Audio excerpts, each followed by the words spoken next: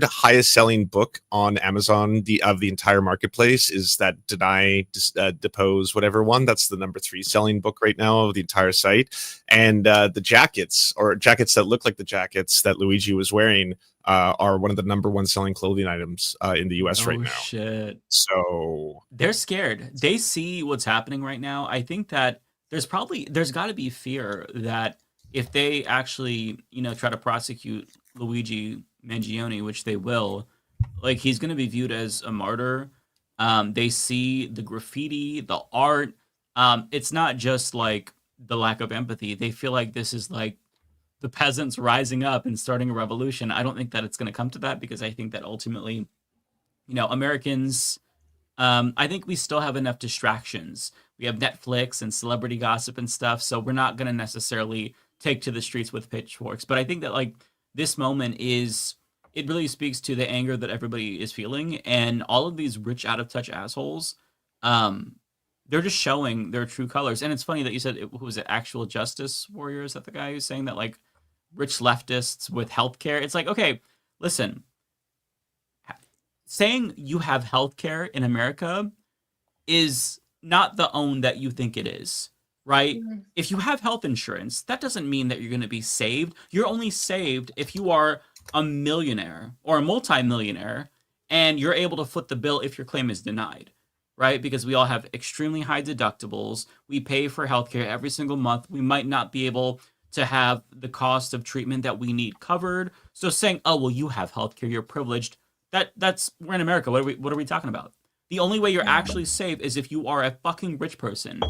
So people saying that are so like disingenuous. And as an American, I feel like that guy I don't know anything about him, but I feel like he would have to know that as an American who has experience with the healthcare system. Because I have healthcare technically. I pay $906 a month for it.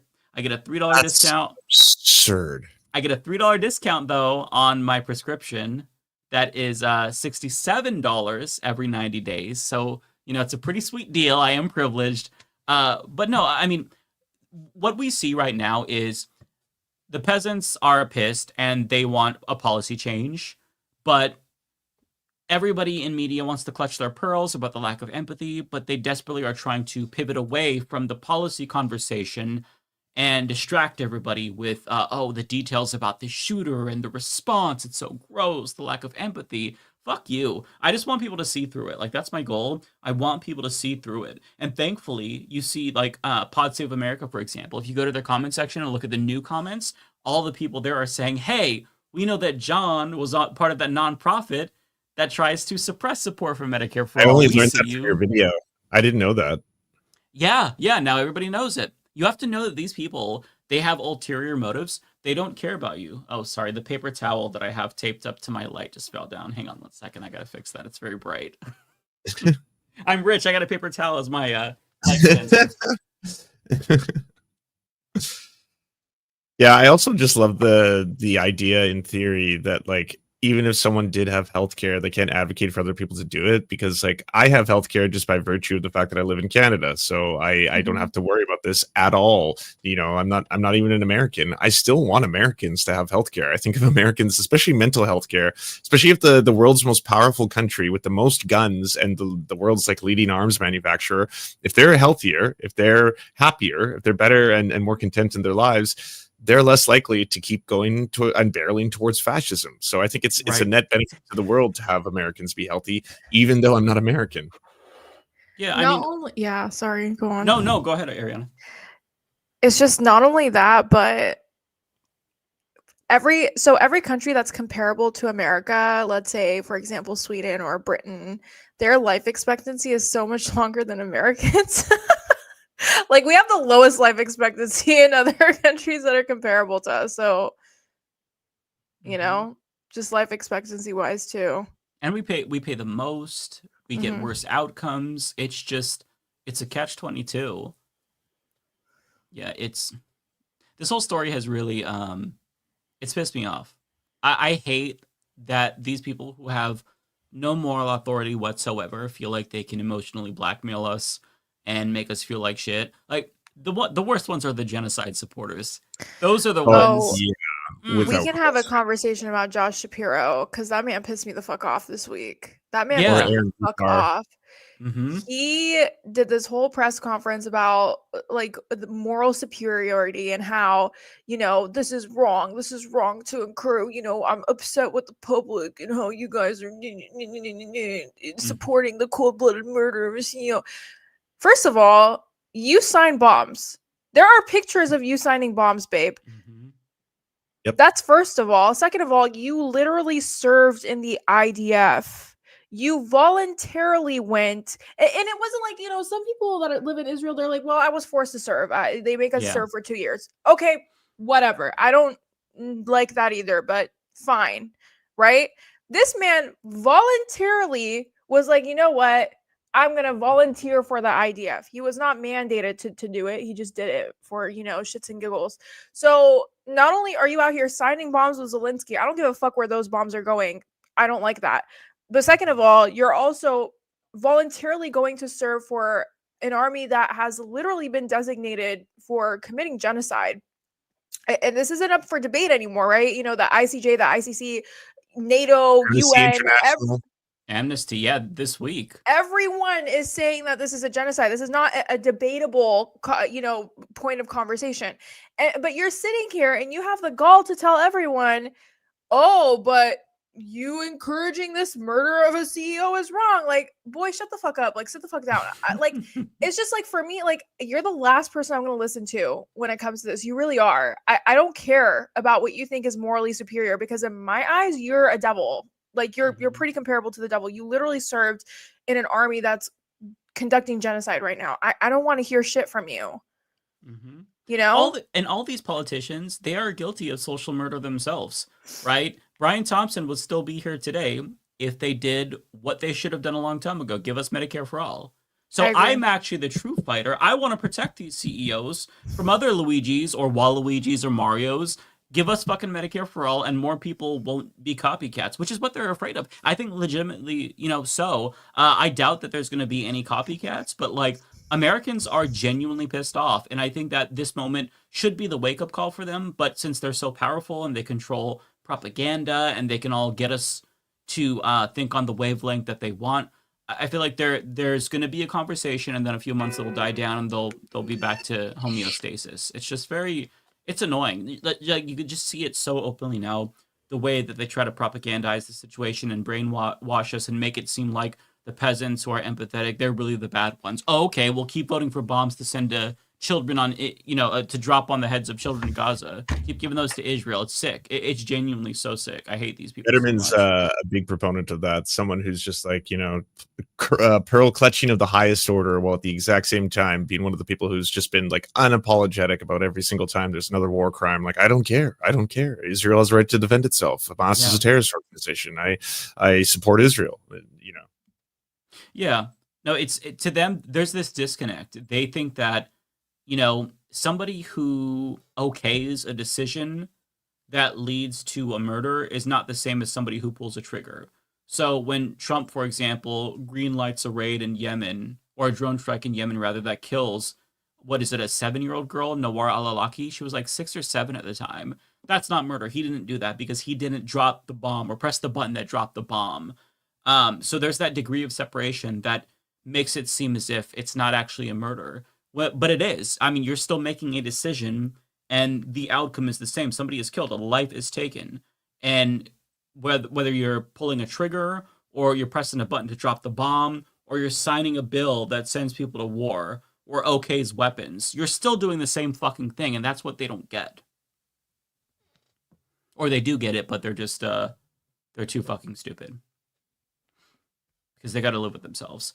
I was going to say, have you read all the headlines about there's so much weird information coming out right now? I'm kind of really curious as to like why there's all these different narratives. There was an actual somewhat positive article in Pop Culture about Luigi that was like, he originally was going to use a bomb, but then decided that he didn't want to actually hurt any innocent people. That was interesting to see. But then there was that really weird one that came out of TMZ that was like, we spoke to Luigi's landlord, who said that he was having difficulty with his back problems having sex. And then I was just like, why the fuck would a landlord either know that, or why would you Yeah. talk to the landlord about that? And was he like, was the landlord trying to fuck him? Like, what the hell? Like, in what world It do you get that seems kind of like information?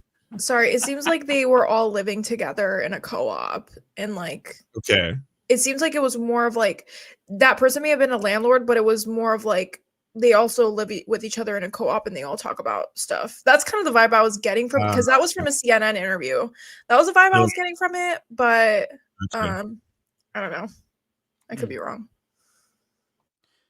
Interesting. But I have seen what the mainstream media narrative is basically pushing now, which is that he's just this spoiled rich kid brat who wasn't even like a UHG member, and like who does he have to complain about when he could have easily paid for health insurance? Yeah, they're trying to deflect. They don't want to have a conversation about what people want them to have a conversation about. I mean, we just had an election and healthcare barely came up.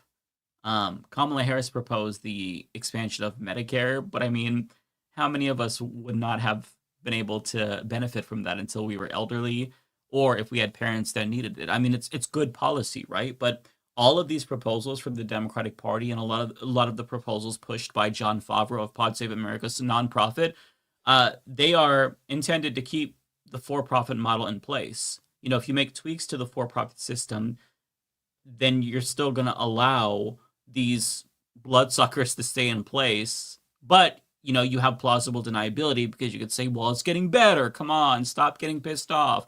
It's just, people need to not accept less and reject anybody that tells them that they should. We should have a single payer healthcare. We should be asking for a national healthcare system, and don't let them tell you otherwise. I like that part of your video, because you were basically like, if they're going to continue to try and just service up crumbs, then we have to actually start asking for even more things, like having a national healthcare system like they do in the UK.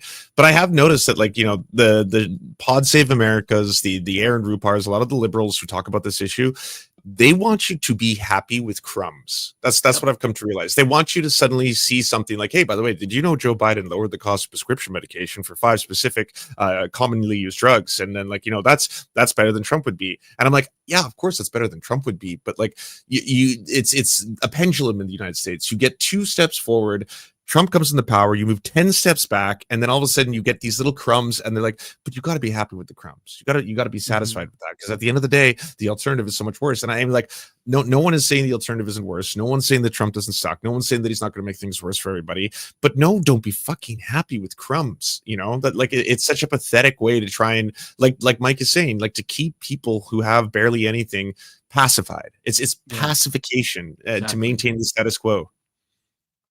Yeah. So I don't know if you all heard, there's a really weird story regarding Nancy Mace this week where she may have pulled a Jussie Smollett. Have you all heard of this? I saw that she's claiming that a handshake was like a violent assault or something to that effect. Yeah, so to my understanding, she attended a youth event. This guy shook her hand and said he was disappointed with her transphobia, and then afterwards she said it was an assault. He got arrested, and she showed up to Congress with her arm in a sling. Wow. It's a very weird situation. I have the story here. This is from Mediaite. So apparently there were witnesses that said that it was literally just a handshake. But yeah, there she is in a little sling. And by the way, just to we don't know the details. If this is actually somebody who assaulted her, then of course that's bad. Well, fuck him. If he exactly. Then yeah, absolutely. Because you're not making the movement look better. With that being said, there is evidence that Nancy Pelosi has done these kinds of things before, and that she plays it up for Nancy Mace. Yeah, who did I say? Nancy Mace. Yeah, you said Nancy Pelosi. It's okay though. Oh, Nancy Pelosi. Oh my God, there's so many Nancys. Okay. I mean, Nancy Pelosi's doing some fucked up shit right now. She's trying to stop AOC from becoming the new leader of the what is it, the House Committee? Is that what she's running? Yeah, she is. She's trying to stop it, but she has this tendency where.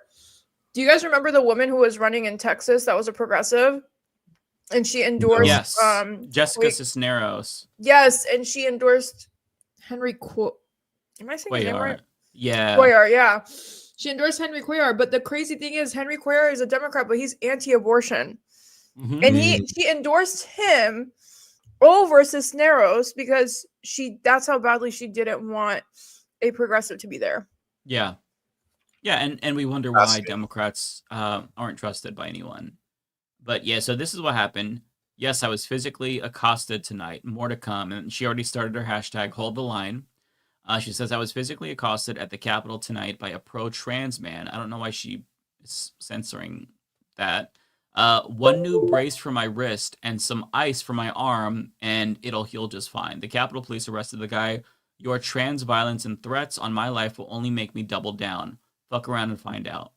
But this is apparently what happened. So a former foster youth and award-winning advocate for children was arrested at the U.S. Capitol tonight, a bizarre twist in an otherwise celebratory day of events, after South Carolina Representative Nancy Mace accused him of assault. The incident took place outside a House of Representative office building, following an event honoring the anniversary of a landmark child welfare law where Mace... Hi, Matt. Oh, hey, Hello, Matt. hello. Welcome. Hi. We're talking about a possible false flag with Nancy Mace. An assault Wow. that she claims. What else? happened. What did I miss? Oh boy, I missed a lot, didn't I? You missed quite a bit. Yeah. Uh-oh. So catch basically, catch me. What are we talking about today? We just started this story. So, okay. Nancy Mace says that she was assaulted. Eyewitnesses say that it was just a dude shaking her hand. And she showed up with a sling and a little wrist thing. But I think that she's there's evidence that she's lying. So the incident took place outside a House of Representatives office following an event honoring the anniversary of a landmark child welfare law where Mace, a firebrand Republican, had given a speech. Three witnesses, that's a lot, at the scene told the imprint their accused colleague, James McIntyre, had done nothing more than shake the Congress member's hand at the House reception and asked her to protect the rights of transgender people. So this is why she was pissed off at him, because he shook her hand and he said, I want to express deep disappointment in the fact that Congresswoman Nancy Pelosi came to a national foster youth event, told participating youth that it was a safe space. Did I say Pelosi again? Yeah, I know. You got Pelosi on the brain. What the hell? I read Mace and I said Pelosi. Oh my God. And she had him arrested by Capitol Police. I think there was more here. Yeah, so they're confirming the arrest. All right, so there's more weird shit going on. So Nancy Pelosi, oh my God, Nancy Mace. I just can't stop thinking about Nancy Pelosi's beautiful face. So hang on, let me switch over. Okay, so I think that she probably wanted to make it seem like her staff was tweeting or whatever, but there's this weird shit where she's talking to herself. Oh no, what happened after she says she was physically assaulted? A pro-trans guy out of Illinois assaulted her, and this is her account. So it's probably a staff member. Their theory here at the Midas Touch was that it was a burner account. I think it was probably a staff member, but it's weird because she's not using her Congress account, the Rep Nancy Mace account. She's using her personal account. So it kind of feels like she forgot to log out of her burner. And then this person asks, you okay? She's in pain, but she will survive as she always does. So it's probably a staff member, but it's still weird nonetheless. Now, this person here, Natalie Johnson, says that, and by the way, this is her posing for a picture with her sling. She literally tried to slay. Look at that eye. I mean, she really posed. I know that was like her 100th take. Sorry. Go on. No, I know, because it's also fucking. It feels so contrived. So Natalie Johnson here says, and this is a comms director. This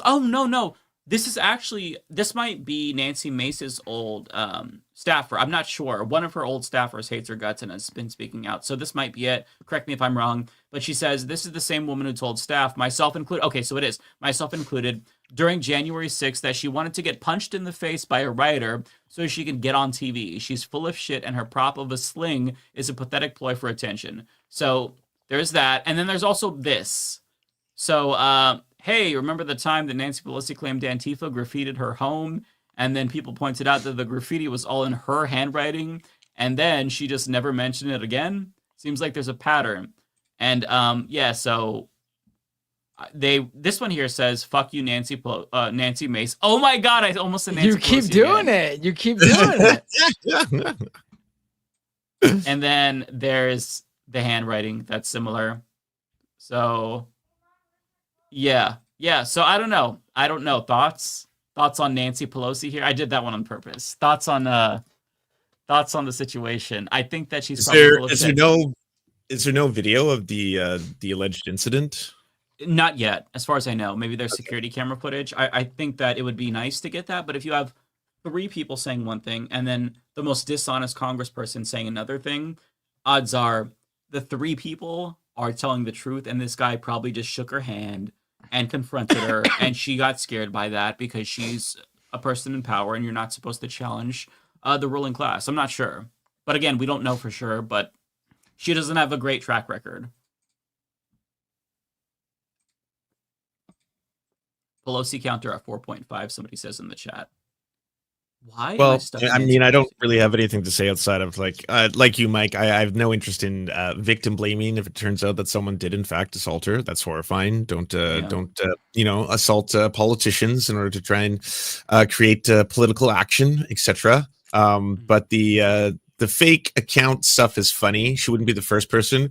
I mean, I guess that's not as pathetic or sad as like the white dudes who pretend to be black people to try and pretend like, Republicans are on their side. That's probably the funniest. Like that one guy is like, as a black gay man in America, and he's in Browning.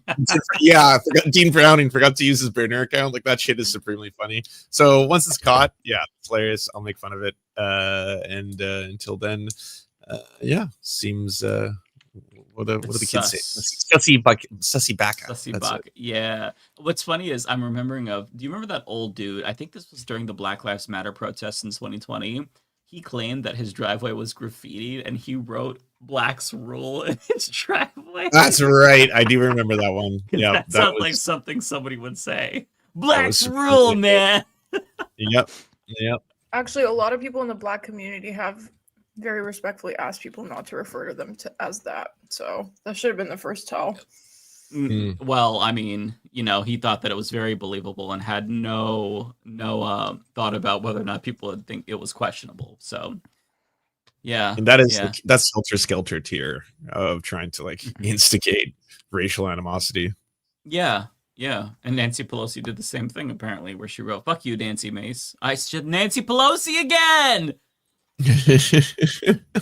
I mean, they're both ass, so it's fine. True. It's true. At least you're confusing 2 terrible people with each other. When I mispronounce someone's name that I don't like, I'm like, I don't care. Like, I don't. Literally, I'm known on Twitch for this. I'm known for mispronouncing everyone's name because I just half the time I don't really care to pronounce their names right. But when it comes to Nancy Mace, I feel like, I mean, I hope this actually didn't happen to her because obviously these kinds of acts don't help the movement, but it's giving the boy who cried wolf. I don't know. That's just kind of because listen, if someone attacked me, I wouldn't be posing in a sling, like trying to look cute. You know what I mean? I would be traumatized. Mm-hmm. And if I were to talk about it, I would make like a text post and say like, I was attacked. This is what happened. Blah, blah, blah. But I don't know. The way she went about it is just kind of giving weird vibes. But I mean, who knows? Maybe it did happen. Maybe it didn't. I mean, but for me, it's like, do I believe that someone that's so highly regarded in the space of where you protect children would do something like that? That's probably gone to hundreds of these events. I mean, I'd say the probability is a lot less than what I would expect. But her former staffer doesn't believe that that it happened to her. A former staffer of hers called her out on Twitter for I think she called it a prop sling. Yeah, that was something like that. Natalie Johnson. Yeah. I mean, the fact that she immediately announced it with a hashtag is very bizarre to me. It feels like you're minimizing your own assault if something like that happened, right? Like if somebody beat my ass, the first thing I wouldn't think to do was, okay, let me come up with a hashtag. Protect Mike. Like what? Like that's fucking deranged. You know what I mean? Like I don't know. That's fucking deranged if you ask me. I don't know. I would start the hashtag kick Mike's ass too. I'm gonna get my ass kicked for talking too much shit. It's okay though. It's okay. So what did I miss before this story? I want to make sure So- I'm not gonna ask to cover something that you've already talked about. Well, I don't think we talked enough about Luigi. Yeah, we can go back to Luigi. Oh, you talked about Luigi? We talked about Luigi. did. Are We we gonna talked be about talking the- about TYT? Because I Yeah. feel like some shit went down this week. Oh, I lot- want to be a here lot for of this. shit You guys, you want guys want to talk about that? Oh, We you're can wearing talk a about it. Luigi hat. Ah, It's the Game Very- Awards, Matt. very nice. Yeah, it's about the Game Awards. Yeah, I'm Yeah. gonna go get some caffeine because I'm like dying. My brain is so cooked. I swear to God, I recorded so many videos this week because I'm gonna be. For those who don't know, I'm not gonna be on Leftist Mafia until January. This is my last episode. I'm taking some time off, so I have a bunch of stuff that's pre-recorded. I worked so hard on this. It is not just like filler content. One of the videos is kind of filler. But they're all like I worked so fucking hard on it, and my brain is cooked. I'm Joe Biden, man. I'm fucking straight up John Fetterman mode right now, so I apologize in advance. I have to get caffeine, but I'll be right back. John Definitely. Fetterman mode. Oh boy. All right. So, what do you guys want to talk about? You want to talk about Lance? It seemed like you had something ready to go. You want to I wasn't feeling spicy. I'm trying my best to both play Super Mario 2 as the character Luigi right now, while also having Oh, in-depth. did someone political join? conversations. Oh, look at that. Someone just joined us. We got, here she comes. She's joining us any second now. I see her at the ready. Here we go. She got a big old smile on her face. She hears me talking about her. She's ready to go. Here she We have to wait comes. until Mike gets back to pull her in, don't we? I She's assume not you're- on yet, but I can see her. Oh, okay. All right. Yeah, in the StreamYard back end, you can see who jumps into the studio without being on screen yet. I got you. Yeah. I don't know, Ariana. Did you want to go right for tea? I can. Oh, I don't know. There was just some drama on Twitter with There was a TYT. lot of drama this week. There was a world of drama. It was I know. more than anything else. I saw the Anna and Emma exchange that I thought was very interesting. That one depressed me. That was kind of sad. Yeah, it was. It was. Yeah. And the way she responded to Christina, I was like, all right, bro. Like, That was gross. all right.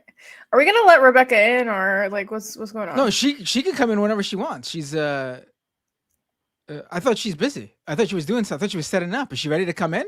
I don't know, because she shouted to us, so you're not gonna let me in. I'm assuming she's ready. I didn't know that. Oh, hey Rebecca, I thought you could come in. You can't So come in on your own. rude. You can't come in on your own. No, I can't come in on my own. On StreamYard, the hosts, whoever is the host, they let me in. Oh, so I was mentioning, I saw you come in I thinking you were heard like you. getting things ready, but it turns out that I thought you could come in, but being that you couldn't, I was actually sort of taunting you, I guess. Like, No, yeah, you oh, are. look, And there it's funny she because is. usually I'm so used to being let in In while I'm just true- in getting true ready. Matt mode. So I thought that they were just gonna let me, like, in, because I'm always usually like trying to get things ready and I log in, and then but there I am. You was talking. I'm like, so y'all just gonna keep me in the bag and not let Oh me my in? god, I that's leave for really 2 minutes. funny. I leave for 2 minutes and all hell breaks loose. And the whole thing falls apart. I thought Yeah, we have I thought Rebecca could come in, and I saw her pop up in the studio like right away, and so I was like, "Oh, look, there she is!" And I thought she was just getting stuff ready, so I didn't bring her on. So you were myself, being and I mindful? thought she could.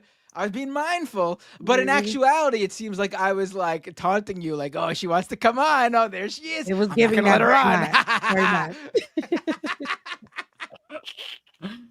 They know how much you hate me anyway, so it works. No. So how you doing? Good, thank you. I just came from a holiday dinner with my sissy, so that's why I was later than Oh, late. nice. Kind of. Ah. Yeah. My sister and I, we just went to dinner to have some Christmas vibes, and yeah, it was like, I guess she was having a little bit of a heavy day, so I told her let's go to dinner. I thought we would make it back in time, but Atlanta traffic is really bad right now. I mean, it's always bad, but I guess everybody is outside at this time of night, and yeah, so. Mm. But I'm here. What's up? What's up with y'all? What were you guys talking about? You all were gonna get into some some spicy stuff before I left. I heard you about to talk about Anna Kasparian, Ariana. Let me run the back, because I like to hear tea. So, Yes. what was happening? Well, there was a major Well- TYT contributor who quit this week, and Yeah, he it was was on bad. Benjamin Dixon's show. Shout out to Benjamin Dixon, who did a really interesting interview, and I listened live to the Spaces that was being hosted as well about that. I think because this week also Anna came out with an episode on Glenn Beck's show. If anyone's not familiar, Glenn Beck is a right-wing commentator in the United States, previously a host of Fox News, who was too crazy for Fox News, and he's been running the Blaze ever since. And he's also notably one of the people who was pushing a lot of Obama's racist towards white people stuff and making that popular back in the day. And he sucks. He's just a horrible, bad human, and really shitty to see her going on that show and normalizing a lot of discourse surrounding, the idea that the left are hyper orthodox. They are a cult. You're unable to step out of line if you do even slightly don't agree with them on 90% of issues. They will dogpile you and all the same talking points over and over and over and all that weird shit. And I guess some of that came to a headway with her feuding with Majority Report, Cenk feuding with Majority Report, them calling out Sam Cedar, amongst other people, and them fighting publicly on Twitter, which was really sad to see. With the girl, I saw that they were going back and forth. Emma and her also were going back and forth. I've seen that when I had popped in for a little bit, but that was really interesting to see, because I know that at one point a few years ago they were like friends. So to see that was, not surprising, because your friend could be a bad person. I'm talking about Anna Kasparian. Like, she could turn out to be, Satan, and you don't have to be attached to that. And you can still speak up about that. I don't like when Anna comes out and she says things like, I made you. Like, that's the vibes that she tries to give. Like, I made you. They I both put give you that here. vibe. Yeah. Well, they both give that vibe. Yeah. Not you throwing shade. Okay, but yeah, that the group of people there. But Anna, who is, I think. Oh no, not Emma. I'm so sorry. I meant Cenk. Cenk and Anna. Yes. Okay. Sorry. That's what I I said. just want to clarify that. They both give that vibe. Absolutely. Please. Yeah, Shots fired at Emma. They will be here saying, No, I love Emma. Good. She we love clarified, Emma. you guys. It's not Emma, but she was saying the main host, Cenk and Anna. But they do both give that vibe. I made you. I put you here. And anytime somebody says anything on the internet, and then her responses, Anna, I'm talking about, it's like she goes into this whole, like, so you're mad that she'll say like I feel like her response to Emma gave, like, I made you, and here you are talking that mess for about unions, whatever that comment was. And then she went on to kind of say something about nothing. Like, you, Emma, want to stick up for the homeless. Like, that's out of control. Like, that's like how she'll just add that to the that's not what she said, y'all, but that's kind of like what she adds to every response. And it's like, girl, when did Anna get like that? But then again, like I said, I've saw some old stuff of her. I feel like she's always been like that, and she just grifts with the times. And now I think she's planted herself right where she wanted to be this whole entire time. It sucks to see. She said that Emma is okay with people getting punched on the subway. I think that was the accusation, which was just kind of out of left field. Like, wait, what? Like, what are you talking about? But I know what you're not talking about. But why are you bringing that up? Or what are you? And that's not true.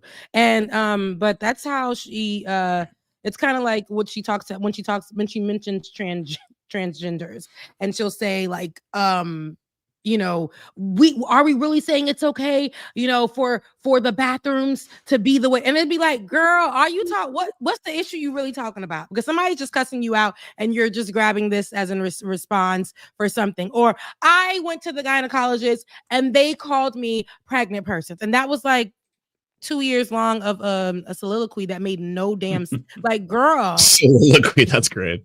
I just so I just feel like we're seeing these people unravel, but I feel like, do we think it's going to be the end of Anna? Because I feel like it's fueling the people to follow her. Well, the right to follow her the end of more. them.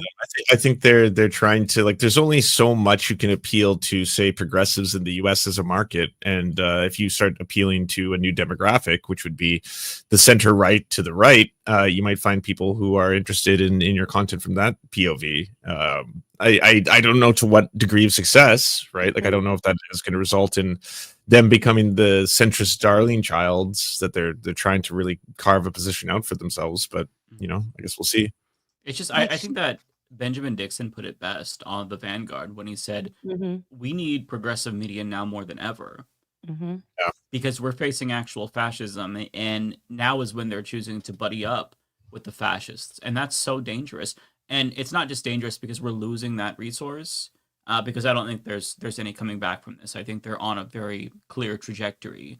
But you know, aside from us just losing that resource, they're also taking their progressive audience that trusts them and they're moving them to the right.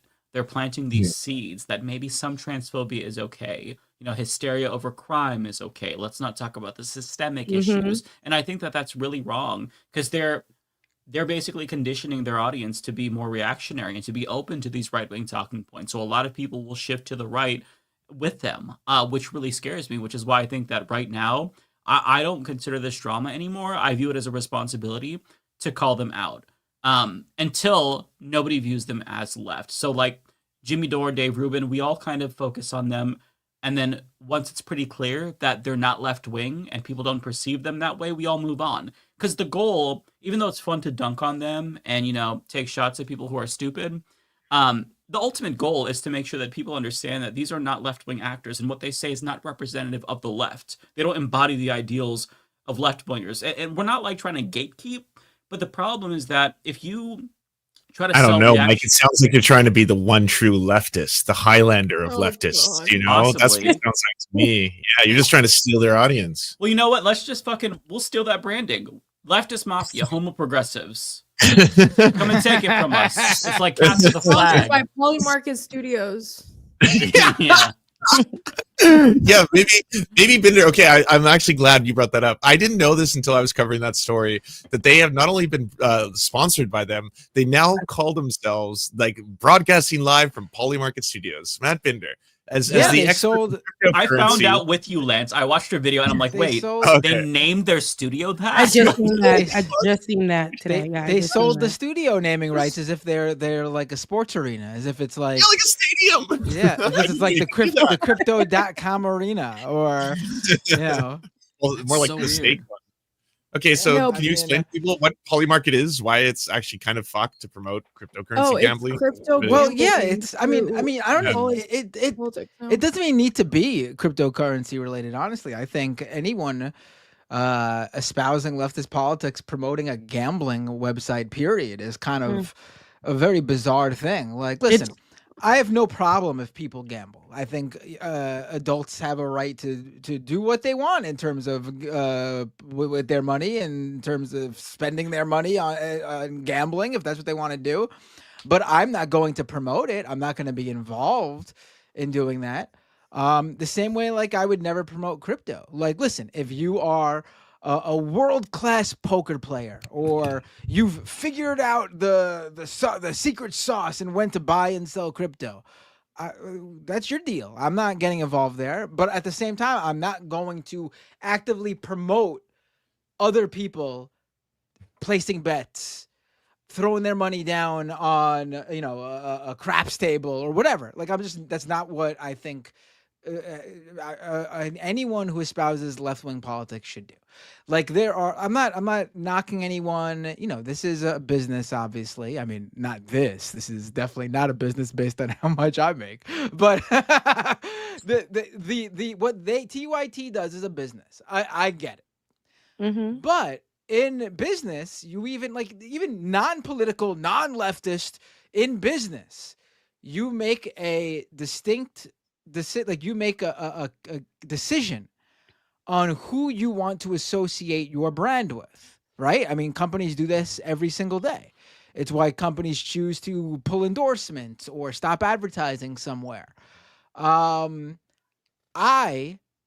even as a business person, would not want to associate my business with gambling or cryptocurrency or anything that provides any sort of financial advice to people, because I think you're in sketchy ground once you do that.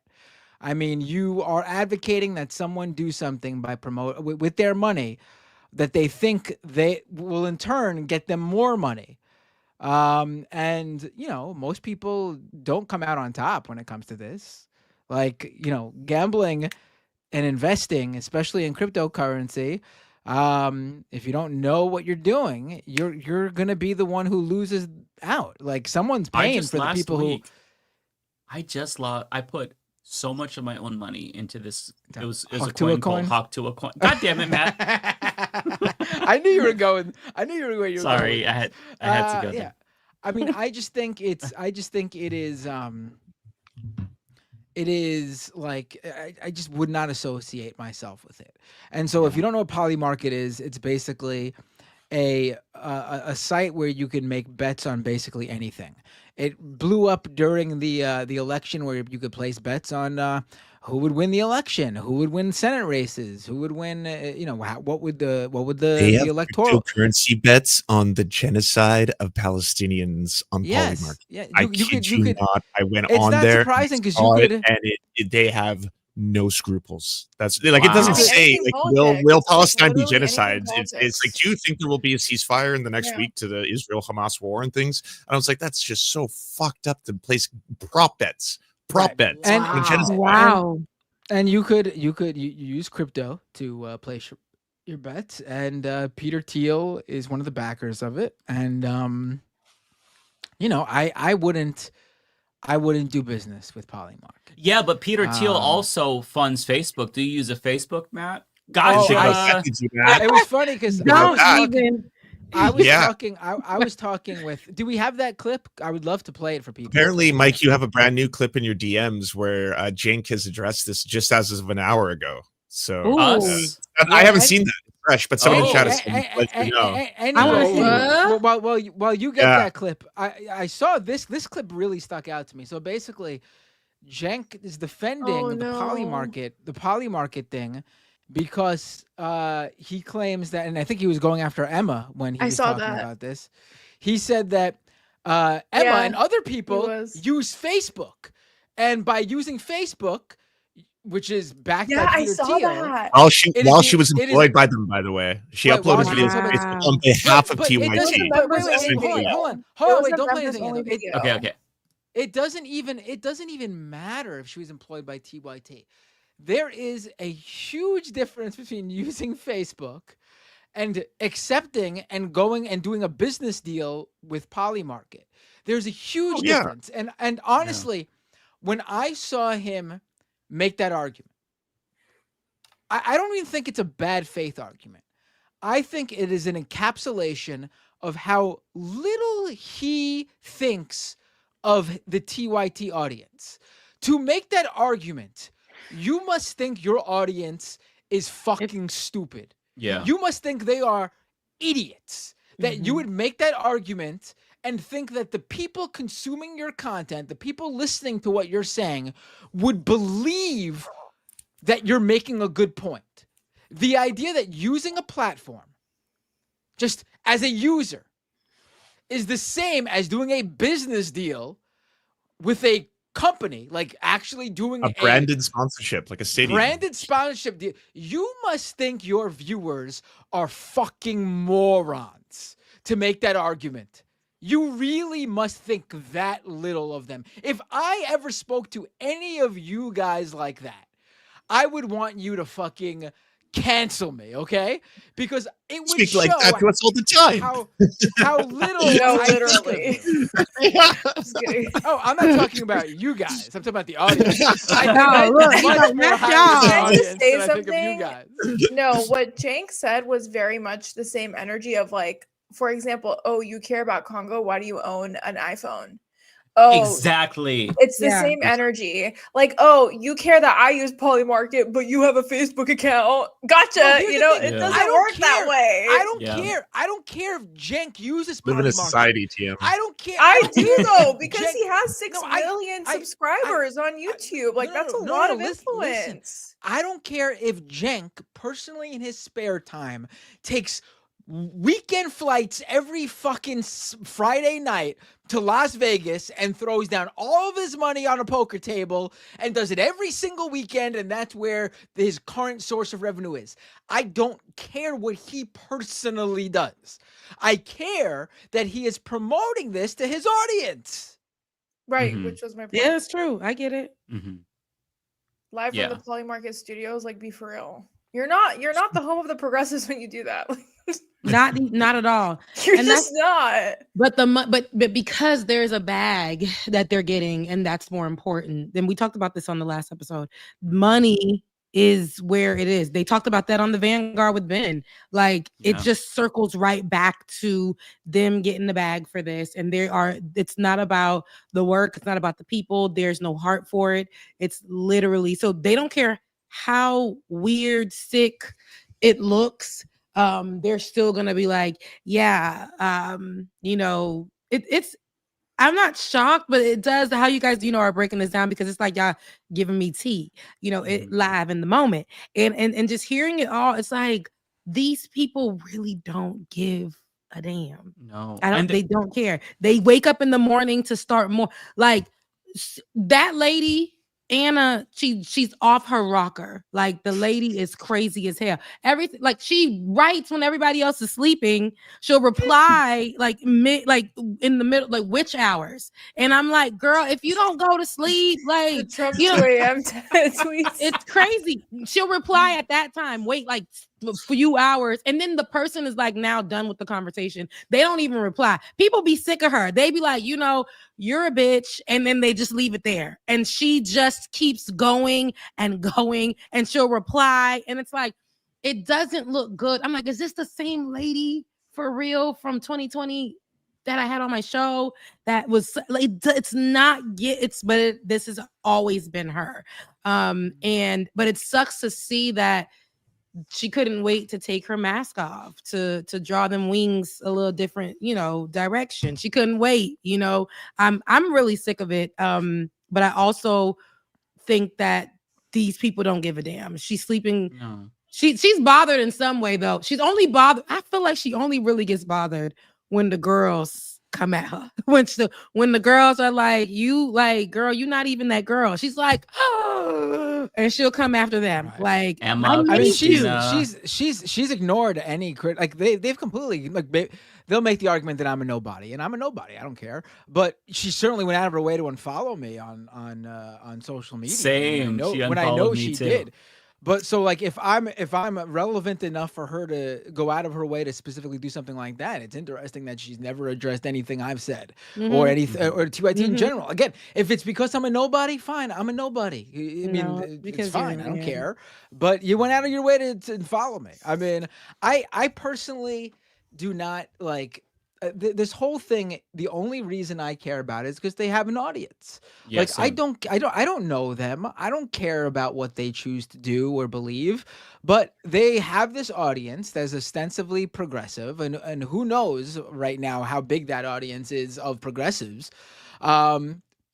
And they're espousing these ideas that I vehemently disagree with. It's their right to espouse them. I'm not saying they should be banned or anything like that.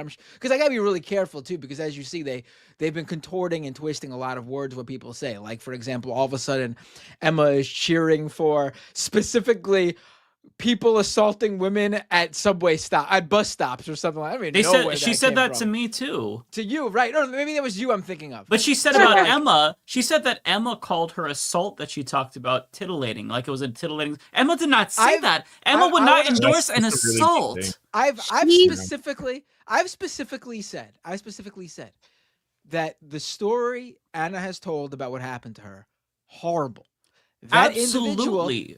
Individual, whoever that individual is, I don't care if they were whatever they were going through, or whatever, or if they're just a terrible person in a regular state of mind, whatever they are, they should have had the full extent of the law against them, and they should have been, if they went put on trial, and if there was jail time or whatever. I completely agree. Yeah, absolutely. That there should be a punishment for what happened to her. I don't think anyone's ever said different too. Yeah, But she says she that people claims- made fun of no, her but for she that. claims, yes. It's the same. It's the same with I've Jank never saying that I seen- call him a Nazi all the time. I've never called him a Nazi once. I've never said Who that word. has? You know, and Like, it's a I very think weird thing to for keep every hearing. week, It's by the Nazi, way. Nazi, Nazi. I was like, I've never used that word.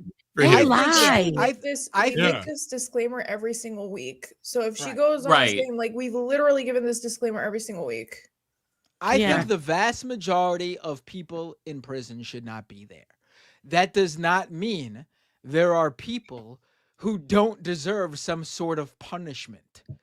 I mean, the idea that a non-violent offender should be in prison because there are people who do what apparently happened to Anna is ludicrous. And the idea that they would constantly conflate these two things is ludicrous too. Like, a person who did what they did to Anna Kasparian is not the same as a person who got caught selling a dime bag or some shit. I'm sorry.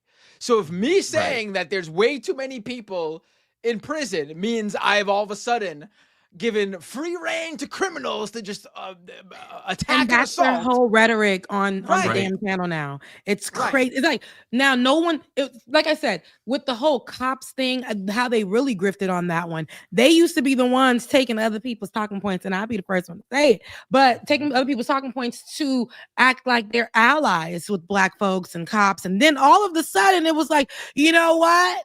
The cops need saving too. And it's like they're hurt out there. You know, I know great cops in my life, and this story is all about a Black person being killed, a Black child being killed, a Black whatever, and he's making it about cops. And because he was called out about it, and everyone was siding with this tweet. It was given very Elon Musk, and he was like, you know what, bring her on the show. I'm gonna go back to LA because I ain't like how they try to do my good sis. And she gets on there and they set her up, but she handled that very well. They try to set her up and we're like going so hard at her, being very disrespectful, and challenging her. And there goes Anna again with the I brought her on this show because, and it was like, lady, let's be for real. And then try to say that Olay was a nobody, and I'm like, you guys brought her on because she is someone you guys saw her online, you liked her work, you've seen her on Rising, you've seen her on other stuff. She's not, so they try to do that whole thing and diminish her, and that didn't age well. So they're clueless on purpose, and they don't have to. They give very much old energy. And how old is Anna? I think Anna and me are like the same age, I want to say. But they get on there and they act like old people, like boomers, they have Fox News brain, Rebecca. That's what it's giving. Like it's like they want to talk to those people. And it's like it's giving very much Candace Owens in them. It's like Ben Shapiro, they all in the same kind of, to me, like vibes, and I don't want any parts of it. I'm forced to see it because I'm forced to have Twitter only, to talk to y'all and my other show. But it's and every time I get on, that's like the main thing that I see when I get on there. She don't sleep. I'm like, girl, you don't She needs to log off. Log off. Don't you got kids, a husband? And something? she watches all the videos and reads all the critiques. Every comment. You're not going to address them. Just don't read them. Like, it's really ridiculous. And then, but it's sad to see how this is where this has gone. Like, it is. It's like where these people once revered. They were once revered as the top Homo progressives. Yes, Yeah. and here they are, and they are. It's. I don't know, y'all. It's like, I'm like, is this real? But it is 2024. A lot of crazy stuff It happens. feels like wrestling. Yeah. It does. Yeah. Yeah. I mean, look, we've seen this so many times before, so they're not going to convince us that something that's happening that we've already seen isn't what's happening. Without further ado, I will bring in the clip if you all are ready. This was sent Oh yeah, by I haven't seen it. yeah, Me I haven't neither. seen this either. This was sent by Natalie Marie. Thank you for sending Thank you, this. Natalie. We have no idea what we're getting ourselves into. So Does he mention it, you guys? Does he mention? I know he's not gonna mention me. So he was asked about the max left, according to Natalie, which What I'm the fuck assuming is the max left? I'm guessing that's us. And also fucking Silly goof and troop? Billy. Is there a Goofy left too? Is there a Peg Leg Pete left? Is there a? It's Silly and Billy. It's us. It's Ole. It's the usual suspects, the shit talkers. Your alleged side as the identitarian left or whatever nonsense moniker you've made up for people, you continually mischaracterize on right-wing shows that people are angry about, and not the fact that we all want better healthcare, which one sounds more plausible. Which one sounds more plausible to you? Okay, I'm not sure I understand the better healthcare part, but by the way, on those shows and to the New Yorker magazine reporter, I said no. What I'm calling the max left folks, they agree with us on being against corporate rule, right? So don't get it twisted. The establishment Democrats are worse. Those are our actual enemies. These are just disagreements we have with the max left, right? And you say it's a nonsense moniker, but brother, you tell me, or I'm sorry, I don't know your gender, but you tell me, and I've said this now 100 times, what should I call them? Am I not supposed to disagree? Am I not allowed to disagree? How do I make a distinction when I say, hey, listen, I don't agree with that, but I agree with this? And there's a number of issues that we don't agree on. So I've got to characterize it some way. And if you say no, you must agree with them and you must defend their positions. Why? That doesn't make any sense at all. Why do I want to, in my opinion, that would lead us to losing. Why would I want to do that? In my opinion, it would lead us to protecting trans people less, not more. And protecting black and brown communities less, not more. So no, sorry, I'm not going to agree to that. So I need a name for the thing I don't agree with. I keep saying, for God's sake, why don't you guys pick a name so that it's respectful, right? And okay, why does he have to pick a name for us? This is so fucking stupid. I'm sorry. No fucks left. So weird. Left. Okay, but this is part of the reason why it's important to call them out, because he's still trying to pretend like they're on the left, but yet they go on right-wing shows and attack the left and spread right-wing talking points. It's bullshit. First of all, I want to say there's nothing. I don't think there's anything wrong with them going on right-wing shows. Like no, not in theory. No. It depends on what you say on those shows. What are they doing on those shows? Exactly. Can I just say something? I think what really pisses me off about the right-wing show appearances, especially with Anna, is the fact that I feel like she's milking this whole, like, did she leave the left? Did she not? Where is she? Check this video out to figure out the real stance that Anna has. I mean, she went on Piers, she went on this other woman's, show, and she was like, oh, I got, people were telling me that I don't know, she was talking about her assault and how people were reacting. But, it's like, okay, here, I actually tweeted about this too. How are you going to claim that you're a progressive and your main paycheck is being an anchor on the home of the progressives network, right? But then on your free time, you're going on all these conservative podcasts. The title in the clickbait, picture on the video is cover photo is why I left the left, or did Anna leave the left? You're going on Piers Morgan, which is an abhorrent person. I mean, you can go on Piers Morgan for a number of reasons, but you literally went there to explain if you left the left, and you didn't even you were like, no, I'm still progressive. What? Mm-hmm. But then going beyond that, it's just like your intentions are, in my opinion, you're not doing it with good intentions, because you have Majority Report asking you multiple times to come on and talk. You've had multiple left-leaning podcasts asking you to come on and talk in many different, times, where they've asked you multiple different times. And you don't even answer them. You bark at them on Twitter, and then you show up on Piers Morgan. Did I leave the left?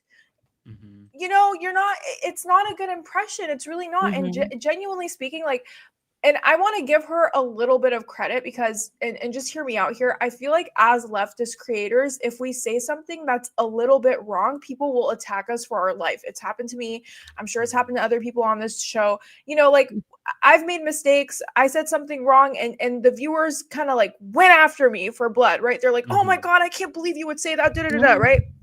And so I feel like when she opened up about her assault, like, of course, random people that you don't know are going to be messaging you really gross and disgusting things. That's obviously going to happen. You are a person on the internet. You have over 600,000 followers on Twitter. That's going to happen. But the distinction is, did you go to therapy and put your phone down and touch grass? Or did you harp on those comments and start really getting in your head? Because I think the latter is what happened here. And it's just like, your intentions are not good. Jank's intentions, in my opinion, are not good. But like, I know some people think she's a grifter. I think she genuinely believes what she says. I really do. And I think right now she's left in a really weird place where like her main paycheck is TYT. But if she leaves, does she go independent? But she still claims that she's a progressive. It's such a weird place to be in. It's such a weird place to put your viewers too, because you guys both look miserable. You really do. So right here. Either you're going to have to make a pivot and let your viewership know that you're making that pivot, or you're just going to have to accept that you're not a progressive. And they're both in denial. They're both truly in denial. It's really annoying. I think they're talking out of both sides of their mouth. Yeah. Sorry, go ahead, Rebecca. Yeah, I don't. He looks miserable on this photo now.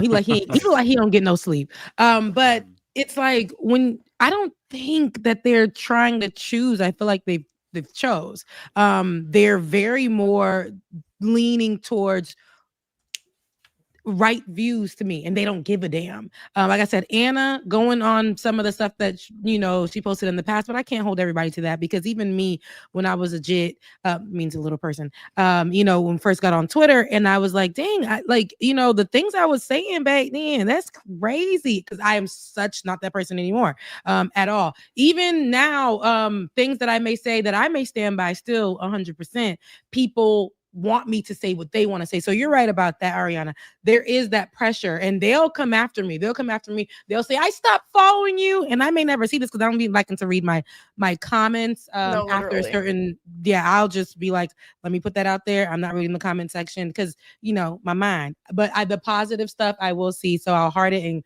move on with my life. Somebody today told me, I criticized you, Rebecca, but I did like this video. Okay, well, you ain't have to put that one part. But it's just like, it's all people, like my camera. People get really upset when you speak your mind. But Anna has, and you're right, she didn't grift. I think she chose a side. She's doing this because she knows the content. She likes the attention. She likes the attention that she got before. And so now it's like, I think she thrives off of the chaos that's happening. She doesn't want to give us an actual idea. And she actually adds to it more when she's choosing a person to go after that used to be on her team. She will name them by name. She will at them all day long. And it's like, girl, but what?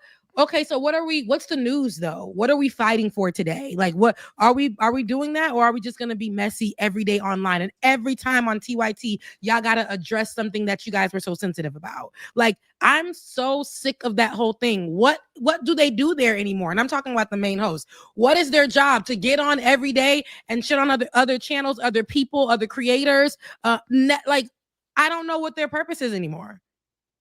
Yeah, I don't think they know either, to be fair. There's a little bit left in this video if you all want to finish it off. I'm not sure if there's anything good there. I do have the other clip that the Vanguard shared where they're attacking Emma, which we did not watch, but I'll let this one play out. But saying like, oh, you shouldn't attack them. And by the way, I didn't attack them. I disagreed, which I have every right to, and it's absurd to even have a conversation about me having a right to disagree on my own show, right? They attacked us. So I disagreed. I didn't say anything about bad intent. I didn't say anything about I don't like the folks in this category, blah, blah, blah. Attack. And then the minute I say something back, oh, I can't believe you're the meanie. Okay, well, if you believe that, you believe it. There's nothing I can do about it, okay? But there's tons of folks like that believe the same thing. He keeps saying this as if he hasn't been talking shit for months about people and taking little pot shots here and there at the left. Come on. But I don't even like care. Like who like yeah. First of all, like if he wants to be mean or take pot shots or say whatever. Fine, let him. I don't care. The point is that the content of what he's saying is ludicrous. Like, for example, what I mentioned earlier about how using Facebook is the equivalent to accepting it had to have been at least 6 figures. I don't know how much it would take to rename your studio when you run one of the largest online political and news outlets there is. Got to have been at least a 6-figure deal. And maybe I remember Hassan mentioning that they offered him $1 million. PolyMarket offered him $1 million just to sponsor his election day stream. So, I don't know where TYT stands on the sponsorship amount pyramid after or before a single day of a Hassan show, but it had to have been a lucrative deal. But I don't care about any snide elite. Just make it make sense. Yeah, but like, so for all those topics, every single one of them is in bad faith, just to be completely clear, right? Because like Sam Cedar has invited him onto his show to say, I will just gladly discuss the issues. I don't care about all this weird tea or drama, all that kind of stuff. On the birthing person topic, there was a video from 6 or 7 months prior where Anna had the exact same position that everyone who criticized her did, which was inclusive language is good. Actually, she says that out loud. So that's like, it's not a matter of them not knowing any better, right? On the Facebook thing, like I genuinely believe that like no one in their right mind thinks that's the same thing. To post a video to a social media site is akin to that's sponsorship. That's right. He knows. They know. They know. But that's what I mentioned earlier. Things aren't right. Yeah, that's what I mentioned earlier. Like that wasn't him saying something he believes. That's him letting his audience know how stupid he thinks they are. Like. Mm-hmm. That wasn't him sharing his belief. That was him trying to make the argument that he thinks his audience will believe. Because otherwise he wouldn't have said that. He's not dumb. Yeah. Like you could certainly have criticisms of Cenk's views, and I certainly don't think some of his takes are smart, but he's not dumb. He knows that that's a bullshit argument. I will say I'm going to put 2 videos in the chat. It's up to you guys if you want to play it. But one of them is Francesca and John from Damage Report actually responded to the contributors leaving TYT. Oh, did they? Is this recent? They did. Yeah, it's recent. I kind of watched the video a little bit through the text that comes on the captioning, but I did put that in the chat if you guys want to watch it. But also there's another video where a very long time Hassan and another streamer went on a podcast and he talked about how he was treated at TYT when he first started. And this is in relation to the union allegations of union busting and just like pay to the workers. So if you guys want to play that too, that's in the chat as well. Okay. Yeah, this is the first one. I have not seen this yet either. I do love John and Francesca. There are good people that work at TYT. In fact, probably the majority of people that work there that I've talked to are just amazing people. It's just the hosts that are the problem. 57 seconds to say that I think it is really telling that some of the contributors that have left are Black contributors, trans contributors, and that is really unfortunate. And I think there's a reason for that, as we are being told that so-called identitarian concerns of racial justice, of trans rights, should not be at the forefront of a progressive movement, when in fact they should. And in fact, there is room enough, and there's always been room throughout every struggle, civil rights, LGBTQ rights struggles, the feminist movement. They've all been told to shut up and put their concerns second. And history showed that they were right and the others were not. So yeah, it's a huge loss. Look, the break's about to come. I'll say just a little bit more on the other side of this.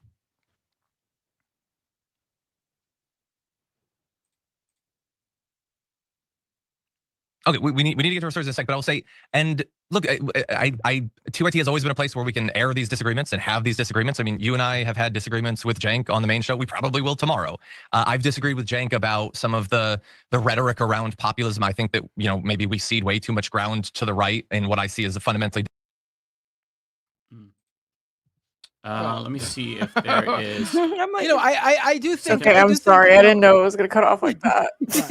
It made us. 57 seconds to say that I even stopped for the break, and then it just didn't even stick around. Sorry. Like if you're just gonna cut it at the break, whoever cut that clip together. It's the effort that counts. Right. This is I don't know if you still wanted to watch this. It's kind of older news. This was the attack on Emma Vigland, where they were really they're coming in hot. This was last week. So finally, after somebody does it 1,000 times, we're like, all right, fuck it. Here's who's doing it, and fuck them, right? Yeah. And then everybody's like, oh no, I can't believe you're saying that about poor Jimmy Dore. I can't believe you're saying that about poor Dave Rubin.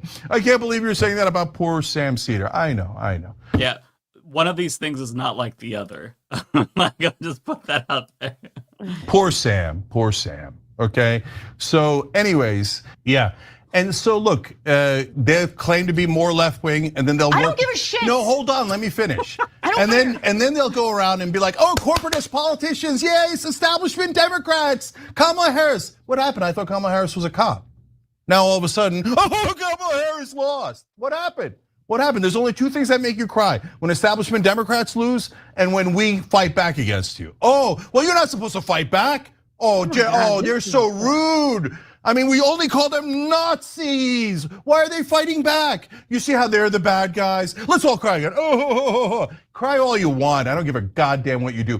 But if you guys support a corporatist prick in the next primary because of identity politics or any other bullshit, I'm gonna let everybody know that all of the things you've ever done in your life was apparently totally and utterly fraudulent. And all you wanted was to get some pats on the head from the establishment. We're populist. Are you guys populist? I don't see that at all. Oh, cheer for the establishment, yay!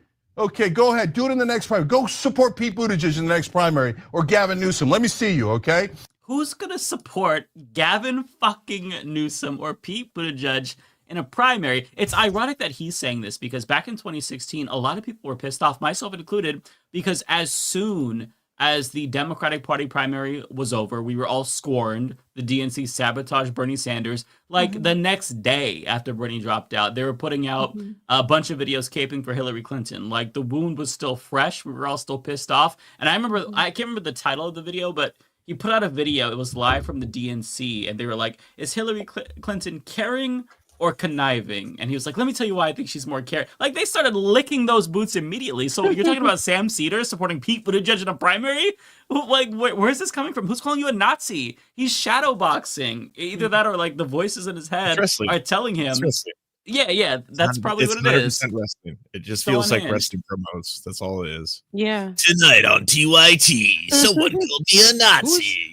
That kind of shit. Who's crying over him attacking? Like who's crying over him attacking these people? I don't see anyone. Is it your own audience? I mean, if your audience is the only one crying about you attacking certain people, then perhaps look within. Why is it your audience? My audience doesn't give two shits. I'm on the majority report every week, and I don't see a single person on the majority report going, "Oh no, don't go after Cenk. Oh no, not Vanna." I mean, in fact, I would say my audience is fucking foaming at the mouth when we do these because they love this shit. It's exactly. It's wrestling. Well, it's really and it's not just drama though. To be fair, like people like the spectacle and stuff like that, but at the end of the day, people are processing this at the same time. People are really painful or really hurt because it's painful to see somebody that you looked up to take this trajectory. I watched TYT since 2008. So even though like I eventually was part of the network, it's still sad to see their downfall because I once really respected them. That's just sad. So I get where people are coming from. Like they actually feel disappointed, especially like as Ben said. That's the fans, yeah. Yeah, as Ben said, they're the biggest progressive. They were the biggest progressive news network, and now we don't have that. They were, and he even talked about when we were working with them, like it or not, was tied with them for that second, and they decided to try to not, pay us. And Ben talked about it on the Vanguard. So I'm free to say it. So with our show, and because they tried to lowball us or treat us like, and I don't like when people again see people's work and know their work and know what they're capable of and know who they are in the space and how respected they are in the space, and then be like, yeah, but we want the work, but we we're not going to pay you. And so he talked about that. He talked about how he felt like they were trying to disrespect him. So he said, yeah, I'm going to move on. I'm not going to sign a contract with you guys, and I'm going to move on.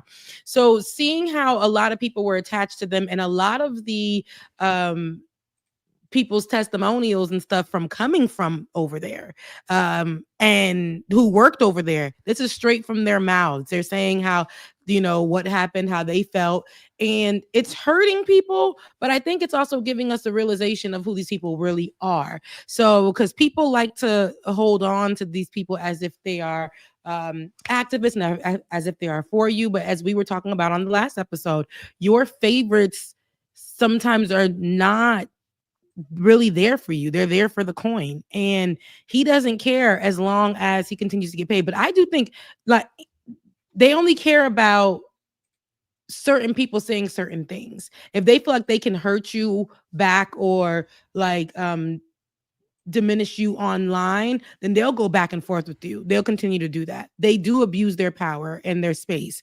And I think that they talk less about what TYT used to talk about, which was policies, issues, what's happening, current news, those type of things.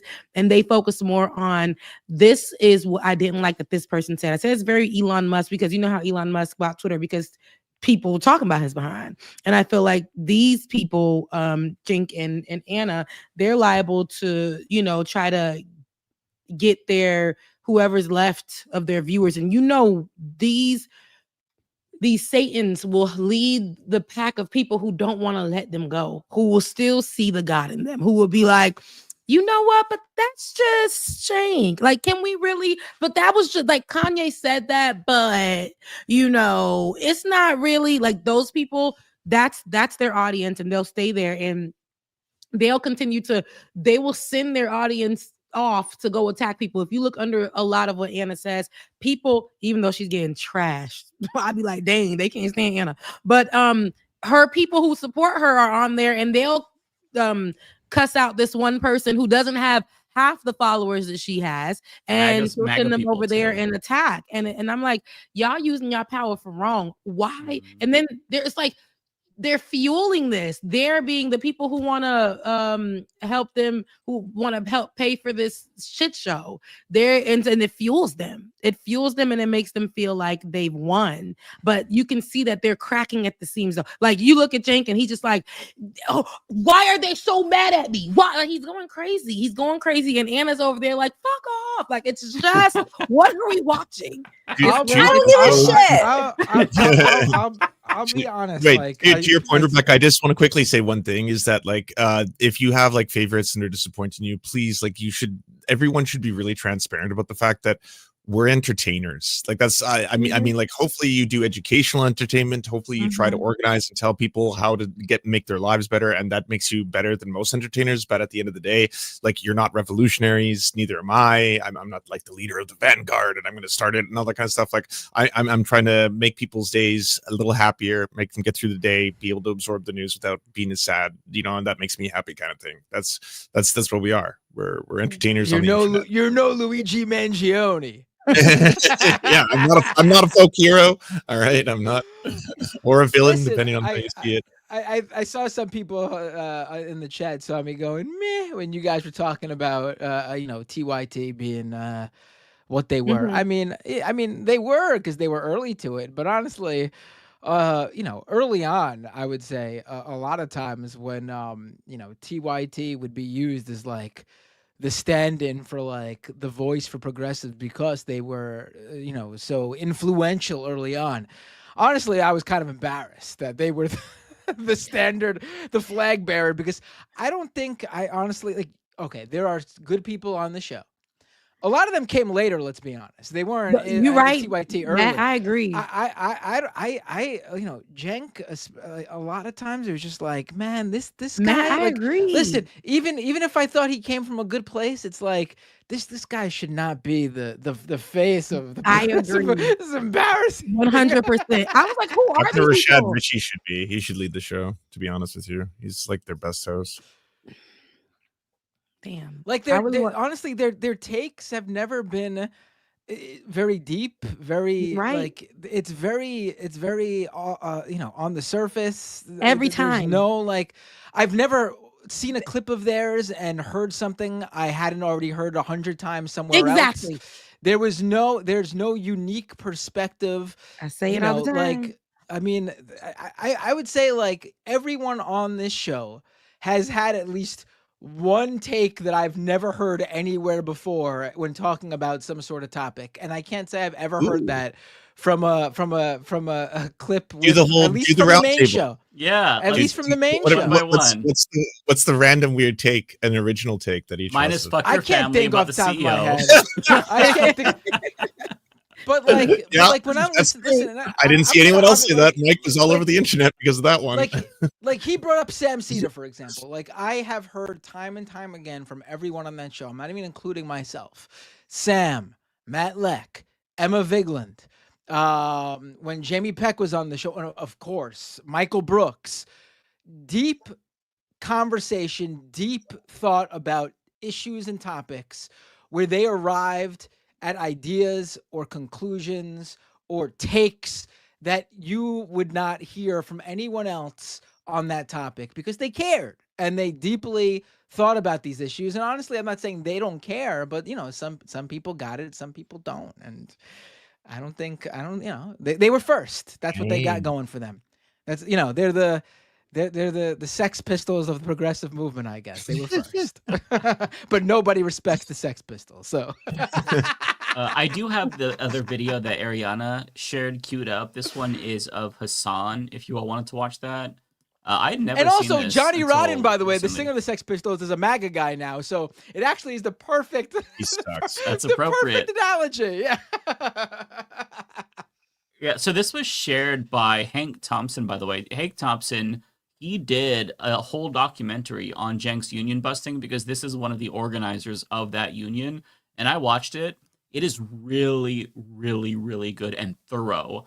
It's very well done. He has criticisms in that documentary of me as well, and the way that I responded where to do you it. find it? Hank Thompson on YouTube? So if you go to his Twitter account, Hank_Thompson, he has it pinned so you can watch it. Okay. It's so well done. He has criticisms of me as well, but I think they're completely fair. Because the way that I responded to the union as well was I endorsed it, but then I took it back because I believed TYT when they said that it was a psyop by the DNC to basically tank Cenk's congressional career. And I shouldn't have done that, but I didn't want to be like part of a rat fucking campaign. And so I kind of like a coward, I just kind of like retreated. And I didn't say anything when I really should have spoken up. I should have stuck with my initial instinct. So like the way he covers it is just so good. It's perfect. So I'd recommend people watch that. But he did share this video, and this is really shocking to me. Intern there, and I wanted to move to Los Angeles anyway. Mm-hmm. And my uncle was like, "Oh, this is an opportunity for me to hire someone and skirt some serious like labor regulations because his family." I worked at the Young Turks and I made I think my first year salary was like $21,000. Like it was under the. That's like this. I got money back from the government, so I started doing ad sales at the Young Turks, and they needed someone to do like direct ad sales, and they had no idea. They had nothing. Like they had no program dedicated to selling ads and inventory. So I basically built that out. Right. Advertisement, sales, and operations in its entirety. Oh, wow. Because I got on Facebook and they were like, "You're just going to do all of our Facebook stuff. Wow. Like you're demoted. No longer are you doing sales. You're going to do Facebook." Well, that's because your uncle is letting everybody steal your sales deals. That's true. His uncle would let him massage a sales deal to the last thing, then someone would swoop in and close it and take the commission. Oh, shit. Yeah. And his uncle would be like, "Them's the break." So it's interesting because his uncle basically at this point tries to whiplash this, basically be like, "I did all this to motivate you." Are you on good terms with your uncle? Yeah. I still love him, but I mean, he was. But it's insanity. Yeah. Wow, I didn't know that. That's crazy. That's a really crazy listen, story. Listen, Yeah. I get the whole struggle of trying to build something from the bottom and not having the resources to pay people. But Yeah, when you don't have the resources to pay people, you have to do, well, you can't fucking hire them. You got to do the work yourself until you Exactly. get to the point where you can pay people. I mean, this idea that like there's all these people out there going like, oh, they did what they had to do. No, like just don't get to have those people then. I mean, I'm sorry. I just don't. I mean, if you can't afford to pay your workers, then you're not at the point where you should have workers. You gotta do it all yourself until you could pay somebody. Yeah. it's just kind of crazy because he knew he could do it because that's his family. Like your family isn't gonna go behind you and union bust you and shit. But yeah, I saw that clip and I would never damn. I would never even hire a family member if I had a business. You're asking for trouble. You're asking, you're gonna do. It's just something I would not do. Just getting into that business to begin with. Like, look, like clearly he if this is accurate portrayal of what happened, clearly he thought he could do this to his nephew because it's his nephew. Would he have tried to do this with somebody else? I don't know. Maybe he would have, maybe not. But I'm sure he felt a lot better about it because it was his nephew.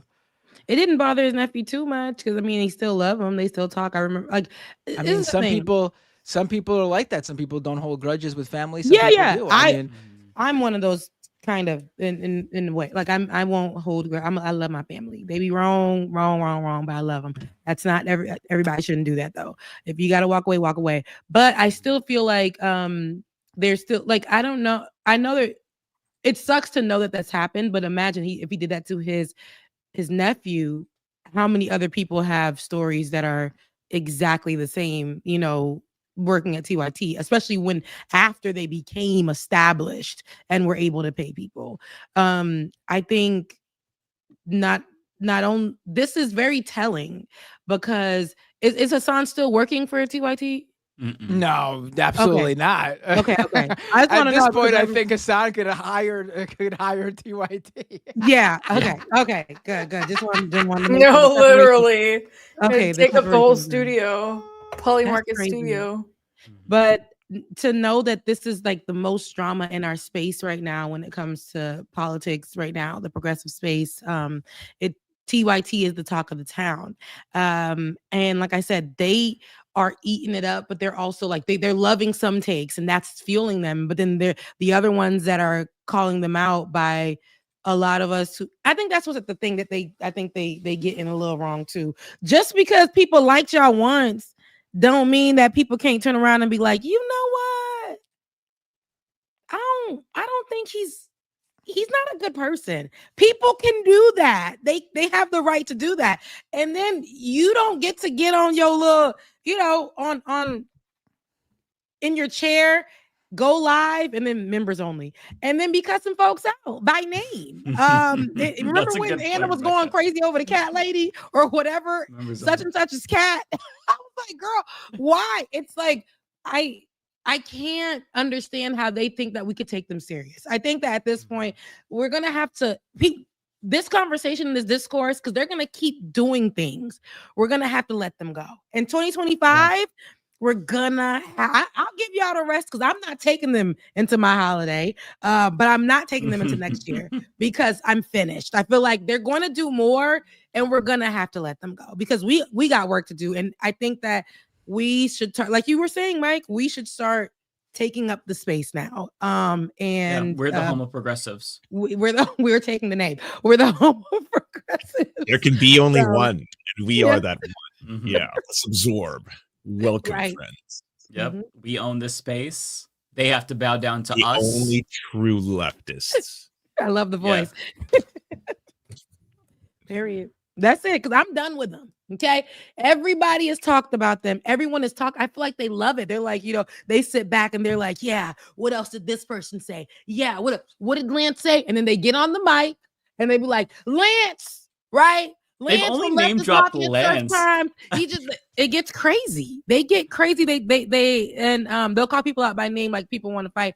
And then when people don't respond, they'll keep calling your name until you come to the front. I respond very publicly. I've said the same thing. I was like, anytime you want me to come onto the show to discuss these issues, I'd be more than happy. And if you don't want to platform me because I'm the scum calling you Nazi, whatever you want to Max say, left. then you can come on my show. The door is always open. You want to talk about prison abolition? You want to talk about trans rights? You want to talk about any of these issues? They're only I going would to go on love to talk about conservative it. shows. Yeah, Yeah. I was just They have about an to say open that. invitation on this show. We all like at the beginning we were like, hey, we could talk about this. We could even do a private. Like I recommended like a private conversation, just as friends, we could talk this out and talk about our disagreements.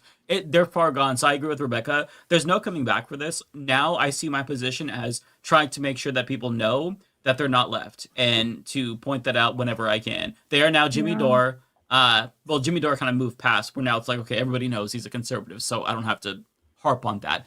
People don't know about them. People think that they're progressive still, so we're going to make sure that people know that they're not progressive because I think it's dangerous. It is dangerous because, like how I was talking last week about working for Sean King, and people were still stuck on when he came out. It's very similar like TYT. They came out one way. He came out as a preacher and then turned and became this whole the voice for the black folks. And then he hurt a lot of people and then switched up his whole MO. And I know because we worked alongside him as well, and watched a lot of projects never get made, and people still ride for this man. Like they are like, that's Sean though. Mm-hmm. And I'm like, I don't give a damn if that's Sean though. Like, I don't care because he's hurt a lot of people. And here you guys are giving up money, and y'all aren't smart enough to question where the money go. He's jumping from religion to religion. He's claiming people's work. And y'all still out here letting him send y'all emails, harass y'all through emails. No matter how small, like people say, no matter how small that unsubscribe button, I be clicking it, and the emails still seem to find me.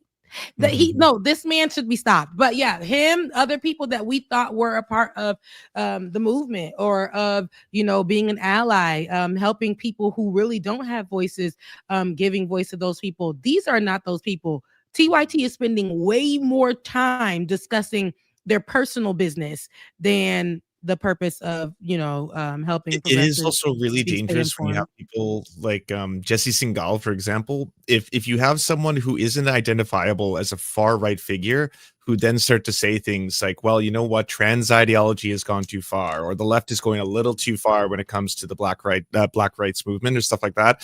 It's used by the right. It gets weaponized so fast because they take that and they're like, this person isn't a far right extremist. Look at this. This is just a centrist lib, or this is just a progressive who says, and they're calling out their own, saying that they've lost their minds on this issue. And then sure enough, you'll see like right-wing legislators using his articles, Jesse's articles. It's like, here's a centrist lib from the Atlantic who says that detransitioning is dangerous. So this is not a right-wing, left-wing issue. This is a common sense issue. That's when you're just like, oh shit, like this stuff can be even more insidious and even more weaponized. And if you go on right-wing shows and you say this kind of stuff, it justifies their fucking abhorrent, bigoted beliefs. Suddenly it's like, we told you we were right. We told you we were right. The problem isn't systemic racism. It's the fact that black people don't have fathers. The problem isn't gender ideology, all this. It's that trans rights activists have gone too far. Then all of a sudden it's like, holy shit, well, this is giving them the ammunition that they need. That's when it gets really fucked up. Yep. Well, it is it's that time. Do you all want to get to super chats?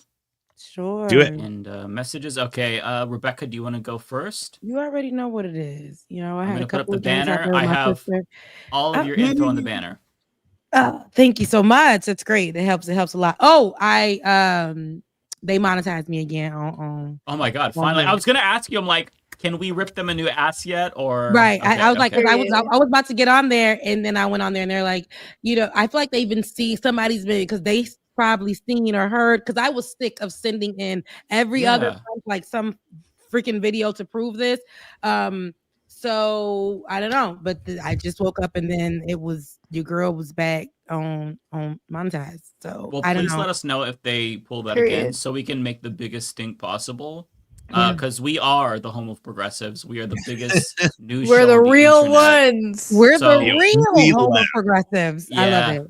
True I love left. There can be only one. So I'm going to Shargund. Thank you so much for your $10 super chat, and I hope I said that right. Shargund. And then there is Shargund again. TYT used to do weird toilet tier TMZ stuff about how it was Britney Spears, Lindsay Lohan, etc.'s fault that paparazzi were harassing them. And I seen that. That was their OG stuff, and they did do that. Anna Kasparian used to really go hard on Britney at that time, and that was a time. But here, that just goes to show they a little shifty. And here, Tropical Ding Dong. It's what Mondale said though. Mondale, they took too much. Then we have work appropriate. And the video editor that pushed for the union, he had to fight to get healthcare coverage from TYT for over 7 months. He was working 40-hour work weeks. Wow. Tigwick, glad to see you're monetized again. Thank you so much. Thank you guys. I love you guys so much.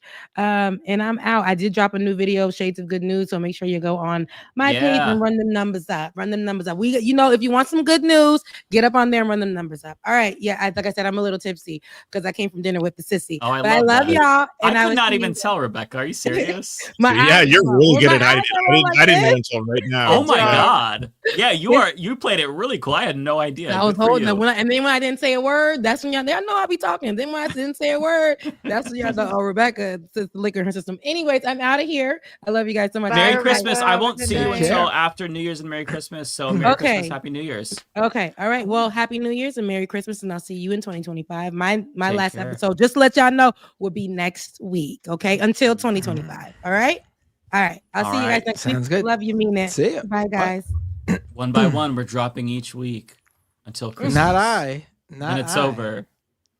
Hey, Okay, can so you join from like an iPad? Does StreamYard work on iPad? Yeah, it does. Yeah, you can. I I joined. just don't want joined, to. I joined for an episode I via know. iPhone from Walt Disney World. So Yeah, you can technically Wow. join. I would join if we're doing a fun game night, like if we played What the Dub. I would totally join for that, or like a Jackbox or something. I would do that for sure. But I'm trying to give myself a little bit of a break from streaming and filming videos because my You brain deserve is it. melting out of my fucking ears. If I'm being honest, I'm basically Joe Biden at this point, functionally. I mean, Trump is gonna be president. We're gonna have a long road ahead of us. So That's take my that thinking time where it's off. like I'm gonna take a couple of weeks off and hopefully that will help me feel a little bit more refreshed going into the new year.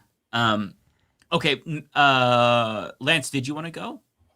Sure. I don't have too many, so I could make it quick. I've been streaming most of the day. Narrator, thank you so much for the $10. Sad violins. Is it not justified? F that. The first purpose of government is the monopolization of violence in a democracy that is meant to be for the people, but cops will forcefully evict you because of medical debt. So yeah, I assume that's when we were talking about Luigi. Totally agree. What do you mean? Thank you for the Australian 99. And I agree. She says 100%. And check out What Do You Mean videos. They're really, really good. And Yeah. we're usually featured in them. Everyone in the panel right now, actually. Bay Photo, thank you for the $4.99. The rise in pseudo medicine, alternative medicine, and anti-vax culture is 100% the fault of the U.S. broken healthcare system.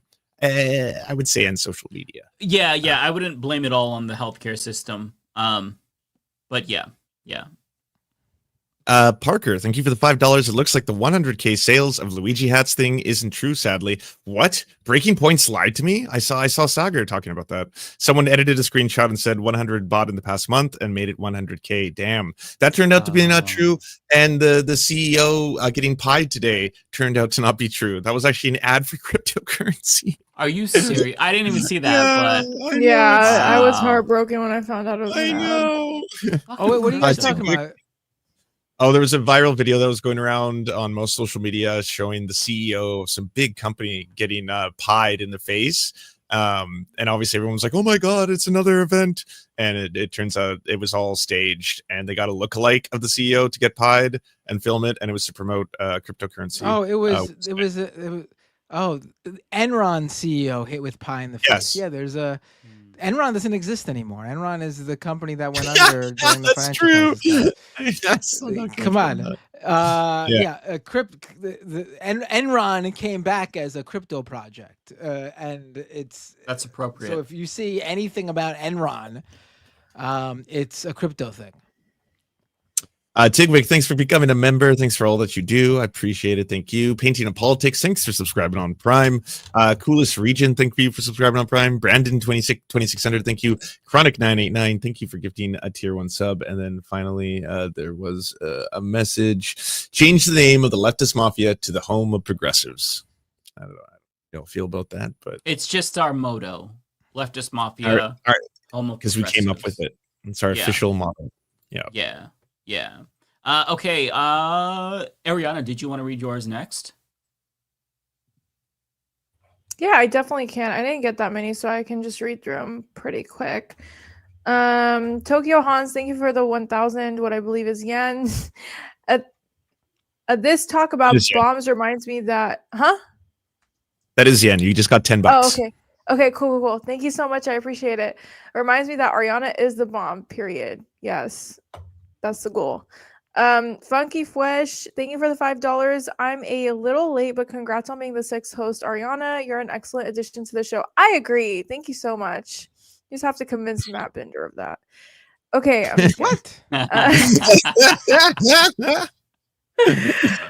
Kowalski, we need a left-wing Alex Jones. It could say something like Luigi was set up by a healthcare board to not have to pay his bills to not have to pay his Christmas bonus. I'm so sorry I botched that. Luigi is just a fall guy. They are eating each other now. I agree. Honestly, I think the left, what the left lacks is that, I'll make this quick. I think that Republicans have a lot of donors and really rich boomers that are kind of like ghosts in the background that fund a lot of them, like kind of like the Daily Wire type, shows and other Republicans. I do feel like we need more of that on the left side. So then TYT doesn't have to be sponsored by PolyMarket and name their studio after it. Yeah. Andrew S, thank you so much for the $5. I appreciate it. Lizzie Bennett, thank you so much for the $5. Thank you, Ariana, for pointing out that Anna's milking this, i.e. grifting. As much as I find the drama entertaining, it's hurting the left movement as a whole. I totally agree with you. And actually, the reason why I had so many videos that I could send to the chat was because I actually just filmed my YouTube video on this. I streamed about TYT for 3 hours, and it's giving like I'm gonna milk this confusion around where I stand in politics now, and I do think it's hurting the greater leftist movement because we are known for eating each other, and I think she's really playing into that. So I agree. I totally agree. Bay Photo, thank you so much for the $5. For a long time now, I've gotten the vibe that Anna feels stuck in her job and underpaid. She's clearly very jealous of Hassan's success and wealth. I do think she's attacked Hassan multiple times. Hassan has responded to every single attack very graciously. Way more grace than I would give if I was in his position. But, I do think it's hard to be an anchor on a show for so long, and then you see someone that was kind of like a temp or got paid $21,000 a year making millions and millions more than you. So, I mean, I get it, but I don't think she's approaching it the right way. I do kind of agree with you, though, but I can't read her mind. So, Kaya Demon, my first super chat to you. Thank you so much. Wrapped up my first semester of dental school. Okay, period. I hate dentists. I'm so scared of them, but good job. And ready to head back to home for California for Christmas. What's your favorite California fast food joint? In-N-Out. In-N-Out. You will only see me at In-N-Out. In-N-Out is real tasty. Yeah, I love In-N-Out. Narrator. Have you tried Shake Shack? I do. I've tried Shake Shack. I don't know. In-N-Out's just got a special place in my heart. I'm on a calorie deficit right now. Like I'm kind of dieting, and I finally had an In-N-Out hamburger for the first time in like months. Oh my God. It was cathartic. Truly a cathartic experience. Okay, narrator, $10. Thank you so much. I'd pay to watch Luigi's Hey selection. I'm sure you guys would all pay to see Luigi do many, many things that I'm probably not going to get into right now. Narrator, jury selection. Oh, okay. You meant jury selection. Okay. I wasn't sure what you were trying to say there. I was trying to play it off. I agree. I totally agree. There's a lot of TikTok videos of like women acting like they're the jury that gets selected, and they're like showing their outfits or whatever. So I think that's gonna be really interesting to see in real life. Oh, I love the jokes about this shit. I know, it's so funny. Now all we can do is joke, right? Like we have to live through it. Might as well. Right. But thank you so much, everyone, for the supers. I really appreciate it. It means a ton. That was it for me. I think I saw more that say they're for you. I don't know if you saw them. This one comes up for you on my end. Or no, that might be Rebecca. And then there was one more from Parker. Did you have one from Parker? If not, that might have been for Rebecca as well. I did have one for Parker, but I thought I read it. Oh, okay. I might have missed it then. I could be wrong. Here we go. though. I'll just put it on the screen just in case you did. And I missed it. Oh no, I didn't see that. Did he give that to me or they? It's you or Rebecca. It just shows a little Okay. link. So Oh, okay. Okay, no worries. I'll read it. Everyone should see the farewell speeches given today by Cori Bush and Jamal Bowman in Congress. Both are on YouTube. Will make you cry. They'll be I haven't missed. seen it. Man, I actually, when I was at the DNC, by the way, I crashed the DNC. They did not want my ass there. I I got to meet Cori Bush, and I actually like we held each other and we cried. It was so sad. Aw. Yeah, it was a very sad moment. But you know, I'm just gonna end this here. I know a lot of people on the pro-Palestine side were advocating for Jill Stein or whatever the fuck. I was not one of them. I actually refrained from endorsing anyone this year, but when we I know we lose a lot of faith, but that's how people like Jamal Bowman and Cori Bush lose their spots, when people lose faith and they don't show up to the primaries and stuff. So always remember that. But yeah, Yeah. It's okay, been a rough I'm done. year.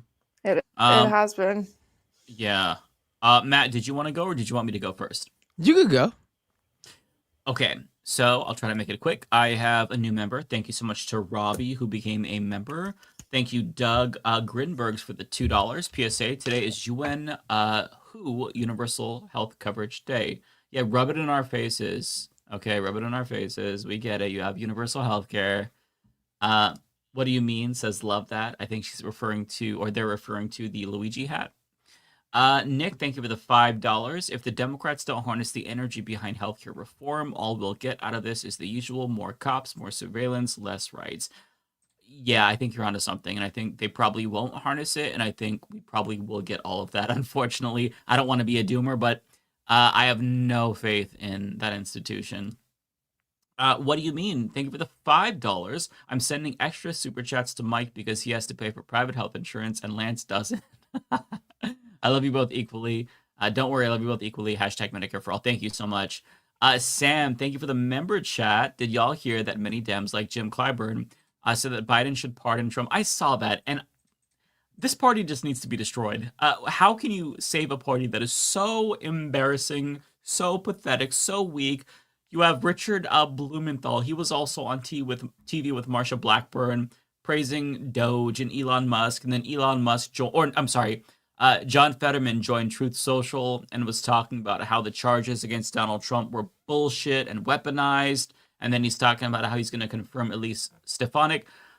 This is not an opposition party. We don't have an opposition party. We have fascists that took power and zero opposition. Horrible position to be in.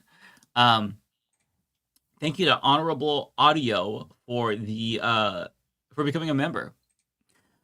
Rachel Atwood, thank you for the $2. Among politicians, Warren's response has been the best.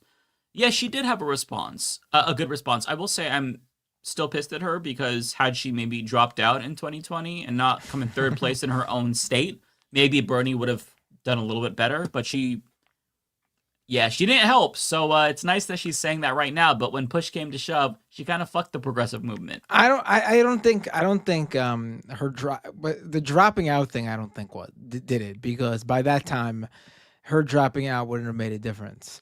Even though she should have, help but it wouldn't have made a difference.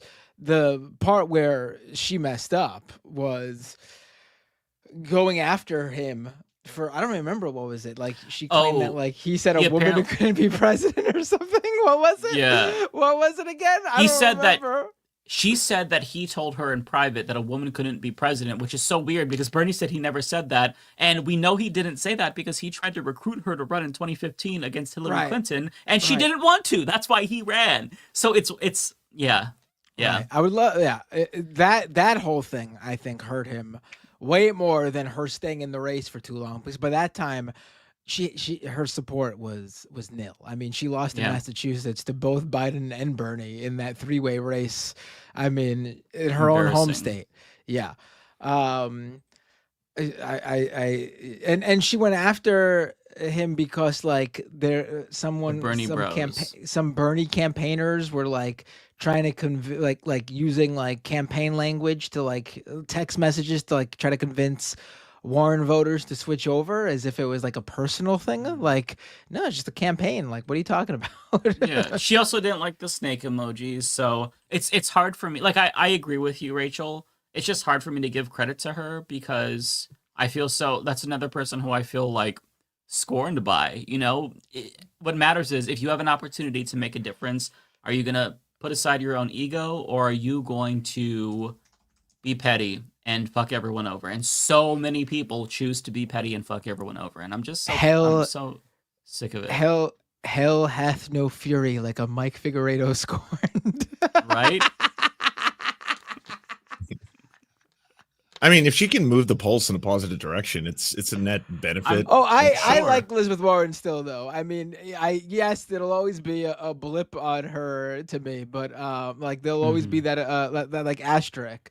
But all in all, she's what, the whole good. Pocahontas thing? No, I mean, that part has always really insulted me. Is like someone who's part Indigenous. I'm sorry. I mean, I guess she's cool, but I guess she's cool, but the whole I'm gonna lie about being Indigenous so I can get into law school is a little out of pocket. Saying that she was a woman of color to get into school, writing Chow Wow Chow, all that shit. Like, I don't recall the extent of it all, but it was pretty bad. Is it possible though that she legitimately thought she was Native American because her family members told her she was Native American? I think it's possible, but she's still a white woman. So the fact that she's trying to capitalize on programs that are specifically intended to benefit Indigenous people. My mom's Indigenous. I actually have like a status card, and I would never do that. I'm white as fuck. Look at me. Look how creamy this is. I would never be like, I'm actually a person of color, so I deserve to get into Harvard or something. I forgot about that part of it. I thought she just like when asked about her background, I forgot. No, she actually to get into university. Yeah, that's too much, I think. Yeah, she took it too far. Okay, so this next one here. Thank you so much to Bayphoto, $10, very kind. The system is broken, and clamping down on dissent is not the solution. If they start arresting people for offhanded comments like that lady, I fear they're genuinely only going to make things worse. I think you're absolutely right, Bayphoto, 1,000%. The best thing now they can do is try to make it clear that they understand where people are coming from, but they don't and they won't. So yeah, they're gonna pour gasoline on the fire. Tokyo Hans, thank you for the 1,000 yen. Appreciate that. Hearing that Mike's healthcare payments are $100 more than my monthly home loan payments of a 2-bedroom apartment in the middle of Tokyo is insane. Love my health insurance here. Oh my god, so if it's that much money in the middle of Tokyo for a 2-bedroom, that's wild. But yeah, that's our healthcare here. $906 per month for me. Wait, that's what you pay a month? Yeah, for 2 people. It's probably not the most expensive compared to other folks, honestly. It went up though. It was like $850 last year, but this year when we renewed it jumped up to $906. And then we have to pay an extra $60 because we have to get dental this year because I have a couple of cavities. So it's kind of a balance. Like I could pay out of pocket for dental, but it's like, well, if I need a root canal, that's going to be like $4,000. Yeah. So hopefully the insurance will cover all of that. I think they cover like part of it. I don't remember the specifics, but it's just scam. I mean, I pay $450 for my insurance every month, so I'm pretty much in the same ballpark as you, Mike. Yeah. Except for I'm only paying for myself, not another person too. Right. Yeah, we're paying for 2 people. Yeah. Makes me sad. This makes me so sad. Yeah. I mean, what I could be doing with that extra $900. Saving it, trying to fucking my god, just fucking buy shit, like buy more video games. I'll buy a like, nice car. Live my life. Shit. It would help the economy. Like instead of concentrating wealth into the hands of CEOs. Yeah, Americans would love nothing more than to stimulate the fucking economy. Let us stimulate the economy. Yeah, That let us sounded really consume. weird, but yeah. Okay, so the next one here Dude, is total from sidebar. North Carolina's Atrium Health says it will forgive the debts of 11,500 people. Less than a week after NBC News reported that the company has aggressively pursued former patients' medical debts, placing liens on their homes to collect the bills. One couple, because of this, has just seen $100,000 in medical debt forgiven after 15 years. So 11,500 patients in North Wow. Carolina. Atrium Damn. Health just said it would forgive the debts. I don't know what caused that. I don't know what inspired them. I don't know if there's any world events that made them What? consider this. But holy I mean, shit! Put on my thinking cap. There have been a number of things that have happened in the healthcare industry since what was it, December 3rd or 4th, right? I mean, that make you wonder. People, conservative pundits are talking about how a certain individual who was recently arrested, did nothing but, ruin his life without any sort of, what does doing what he did, what does that get you? How does that fix the problem? I mean, it seems like it's done something in some ways to fix some people's problems, actually. More effective than like lawmakers, right? They're not afraid of threats for regulation, but Blue Cross Blue Shield, they dropped that anesthesia policy from last week, and now this. Man, if Democrats really want to win in 2028, I'm not. Yeah, no shit. Okay, Well, so I don't know if you guys heard, Luigi but it seems 2028. like Fetterman's gonna run for 2028. So you're probably He right. because he'll lose. He'll lose. I don't know, Matt. Are you sure? Because it's America. There's no constituency for an ogre. I mean, I mean, seriously though, like, who is his constituency? He's Israel. Conservative. Conservatives aren't going to vote for him. They want a conservative, but and Yeah, no one wants side Republicans. Side Republicans. Yeah. Fuck it. I mean, right. I mean, who knows though? I guess you're right. Anything can happen now. I mean, who knows? Anything has always been able to happen. Really? Why are we talking about? I mean, this? Trump's a felon and he's the president. Yeah. Why not True. Luigi? True. Or Mario. Or Waluigi. Or Mario or Wario, Bowser, Maybe Koopa. Princess Peach. Yeah, I mean, Toad could do it. I mean, if there might be a Waluigi. Wait, what would it be? It would be a Waluigi for Luigi. Waluigi Mangione.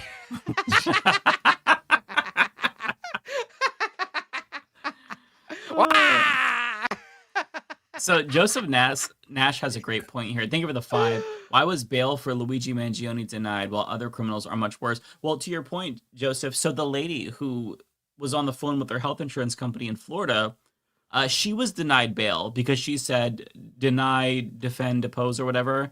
Mhm. So yeah, she was denied, and her bond is $100,000. So maybe I'm fucking up the story. It's been her a bail couple is of hours. $100,000. Yeah, okay. From my understanding. Right. So she wasn't But denied, but it's just Luigi basically was denied. supposed to. Yeah, no, I agree, but not to cut you off. But Luigi was Mhm. supposed to get, like, he was qualified to get bail under Pennsylvania law, which is what his lawyer explained in the press conference. They just denied him. I'm assuming because it's such a high profile case, but I don't know. Yeah. They also might maybe think that he's a threat to flee the country or something like that as well. Yeah, he would be seen as a flight risk for sure. I mean, I feel like if he was gonna fly, he would have flew. Like, he would have flew by now. You know? Why was he in Pennsylvania? Like, in a McDonald's. I do question some of his decisions. It's a bunch of foreign money and writing a note about why I did it. Like, the whole thing seems weird. I'm not Alex Jones in this one, but it just seems strange. Like, he wanted to get caught, maybe. Like he was giving up. That's what it feels I think he was definitely moving deliberately to get caught, but like I don't think the police has any definitive info on him either. I don't know. We'll see. I have no clue. This is gonna be he gave the same fake ID to cops that he used to check into the hostel in New York City. Like, if you were looking to get away, you would have had a number of different fake IDs, and you never would have used the same one twice just to be sure there was no trail. Well, his mom's like reported him missing. I believe Right, it was I either mean- a couple weeks or days before Right. because no one could Oh, get a hold of him. I don't think there was any question that they probably knew who they were looking for before they let the public know. But the question was they couldn't find. The thing is they couldn't find him though. Like he Yeah. definitely could have, if he really wanted to get away. Like what? Straight for the border. He could have got. He could have got out. He could have. I mean, he could have if literally he- just gone to Moscow. If he Like, was he could at have like, pulled an Edward Snowden. well, I don't know if he would have been able to get on the plane. I But, think if he would have done it right after what he did, I think he would have been able to 100%. He could have totally crossed over into Mexico though. By the time people figured out that there was that picture of him from the hostel, like he definitely, what was that? A couple days later, maybe 1 or 2 days Allegedly. later, he Allegedly. definitely could have got. He definitely could have got out of the country if he really wanted to. I think. Thank you to Fritza for being a member for 2 months. Unknown, thank you for the £2. The UK has now banned trans youth having hormone blockers. Yeah, and it's extremely fucked up. And Alberta too. the minister who did it is a gay dude. So yeah. Yeah, did you hear the statement he made? It's so disgusting. It was like, as someone who has lived having to be in the closet his entire life, I sympathize with trans people and how hard it must be, which is why I'm doing everything in my power that I believe in their best interest to protect them and all this other condescending paternalistic bullshit. I was like, that's so profoundly evil to phrase it that way. There's no such thing as a good transphobe. They're all brain broken demons, but gay transphobes are like a special evil. Just because they come from the community, they should know better. They had a Yeah. similar type of experience. It's not identical, but it's similar. So they should know. The same reason why people hate trans people are the same reason why they hate gay people. So the gay people who are transphobic, there's like, I wish I believed in hell because I feel like they would be in the 7th layer. These fucking traitorous pieces of shit. Fuck them. F slurs, all of them. Okay. Rachel Atwood, thank you for the $2. Incrementalism is like a religion for liberals. Oh, 1,000%. Thank you, Charlie DeGinmer, for the 1 month membership. Adam Ilyov, thank you for the 5. Just waiting on the Anna statement on how these radical trans activists have gone too far by attacking Nancy Pelosi. I mean, Mace. Shut up. Brian Schroed 72, thank you for the $2. Mike, put the hat back on. Oh, that's for the video game awards. Cool. Yeah, Topical. love the video game awards. Okay, I would have kept it on if the super chat was more. No, I'm just kidding. It's hot in here. I'm not gonna keep it on. Let's see here. Thank you to Connie Kitty for the $4.99. Did you all watch Thanksgiving? It was crazy. I watched 3 hours of it. Yeah. I watched most of it. It was Literally awesome. fried That's my my brain with it. Yep. Wait, Across what? What are you guys multiple talking about? It took me like 4 days to get through 3 hours. Just listening Every here. Thanksgiving, basically, Hassan and Jank have a big debate, and so everyone was really anticipating this year just because of the whole, kind of right wing turn they're doing. This and year it was the worst. disappoint. It was. Oh, I loved it. It I thought it was was the funniest bad. one yet. It was so funny. Yeah. I didn't even. Hassan was very wouldn't- cut off yeah. guard. Okay, so thank you to Tyler, 23-month member. We have Asa, CFO of Enron. Enron is back, by the way, and the new CEO got pied. Fake Oh, news, boy. unfortunately. Kowalski, thank you for the I think 10. maybe our general audience is too young to realize the whole Enron story, but just the idea that like Enron is back should have been a giant red flag. Like that is not a brand that can be revived. Please look up what happened with Enron. There's some documentaries about it that are really interesting. I'm trying to think The of smartest what, guys like, in the room. Yeah, right. I couldn't. I'm Think trying to of the think name. what an equivalent would be. What's that girl, that woman, that tech woman with the really deep voice? What's her name again? She went to jail. Oh, I know what you're talking about. The one who made the blood machines that were a scam. Yeah, what were they called again? Oh my god. Elizabeth Holmes, and I'm trying to Elizabeth remember the name. Holmes. What was her company again? Theranos, right? It'd be yeah. like saying it'd be Theranos. like seeing a headline that was like Theranos is back, and you like that would be a red flag. Like, no, Theranos, that's not a brand that can be revived. Like there's some things that just can't, like you just can't put the the magic back in you can't put the genie back in the bottle. It's just It it's was just done. too goofy. It's just right. They're Right. cooked. Right. It's like I'm naming my son Osama bin Laden, but I swear he's the good one. It's like you can't just don't Yeah, do that. the There's no name there's no Adolf is rehabilitating permanently it. tainted. There's no Adolfs anymore. It's not Yeah, like, like, oh you no, this just is a good can't. Adolf. Right. We're the good Hitler family. I swear. We're not changing Yeah, our no. name. Like no, you It's just been gotta. retired. Right. Too many There's just atrocities. certain things. Right. Okay, Kowalski, thank you for the $10. Very kind of you, sir. By the power invested in me by my cattle, good looks, and the Platte River, I'm declaring Sam Cedar the Uncle Iroh of the online left. There is no greater honor to bestow upon anyone. Wow, I appreciate that. So we can now call him Uncle Sam. I like that. Isn't he Daddy Sam? Shadow. Not Daddy Sam. That's all you.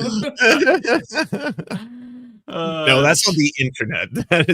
That is not an original meme. People have been calling him Daddy Sam for a while. True. Shadow, thank you for the $5. Did y'all see people mad at Kyle Kalinske because he's finally calling out Joe Rogan because he should be loyal to Rogan for making him famous? I have not seen people say that to Kyle, but I've been watching his videos about Joe Rogan and they've been amazing. Joe Rogan Experience like fan account that's really big on Twitter basically put him on blast, and was because like, you know, Kyle has been going hard on Joe, and then the fan account was basically like, the former guest of the Joe Rogan Experience thinks Joe Rogan is now unhinged. And I was like, what the fuck does that have to do with anything? Like, you have to be in debt to them forever because they had you on twice or 3 times or whatever? Like, you can't criticize them? Like, That's so weird. What a bullshit take. Yeah. Yeah. Thank you, Unknown, for the £5. With complete respect, please don't say transgenders, trans people. Trans is an adjective. Well, thank you. I don't think anyone on this show said that. Did someone say that? Maybe someone did. I don't know. I'm not sure. At any point. It might have been a misspeak. Yeah, we know it that. sounds very boomer coded. I feel like so maybe somebody misspoke if they did. I don't know. I can't remember. My brain is so fried right now from doing. Was not I. Just putting that out there. It was Nancy Phillip. Yeah, I've been saying Nancy Pelosi instead of Nancy Mace. So I think it probably was you then. That the chat just said Rebecca said it. Oh, I didn't even take notice. But I'm sure she knows I that and don't just know. misspoke. So I didn't hear her. Yeah. Yeah, I didn't take notice. If I had heard her, if I had caught her saying that, I would have been like, oh, I didn't know you were a turf, Rebecca. No. Thank God you didn't catch it. Philip, thank you. To For be the fair, she also did $2. say she was a little bit tipsy tonight. Oh, that's so- true. Right. She might have, Was she that was like, she's stealthy. She could pull it off. She could go to work like that. I had no idea. True. It's okay, guys. The main point is that she didn't mean it. No one on this Yeah. show would mean it if they said anything like that. Compromise on one right and it opens up the door. 1,000%, Philip. Thank you. I think that's such a great point to make. I don't know, guys. I heard Rebecca before we went live. She was talking about she didn't appreciate the term birthing person. So I don't know. We might have to.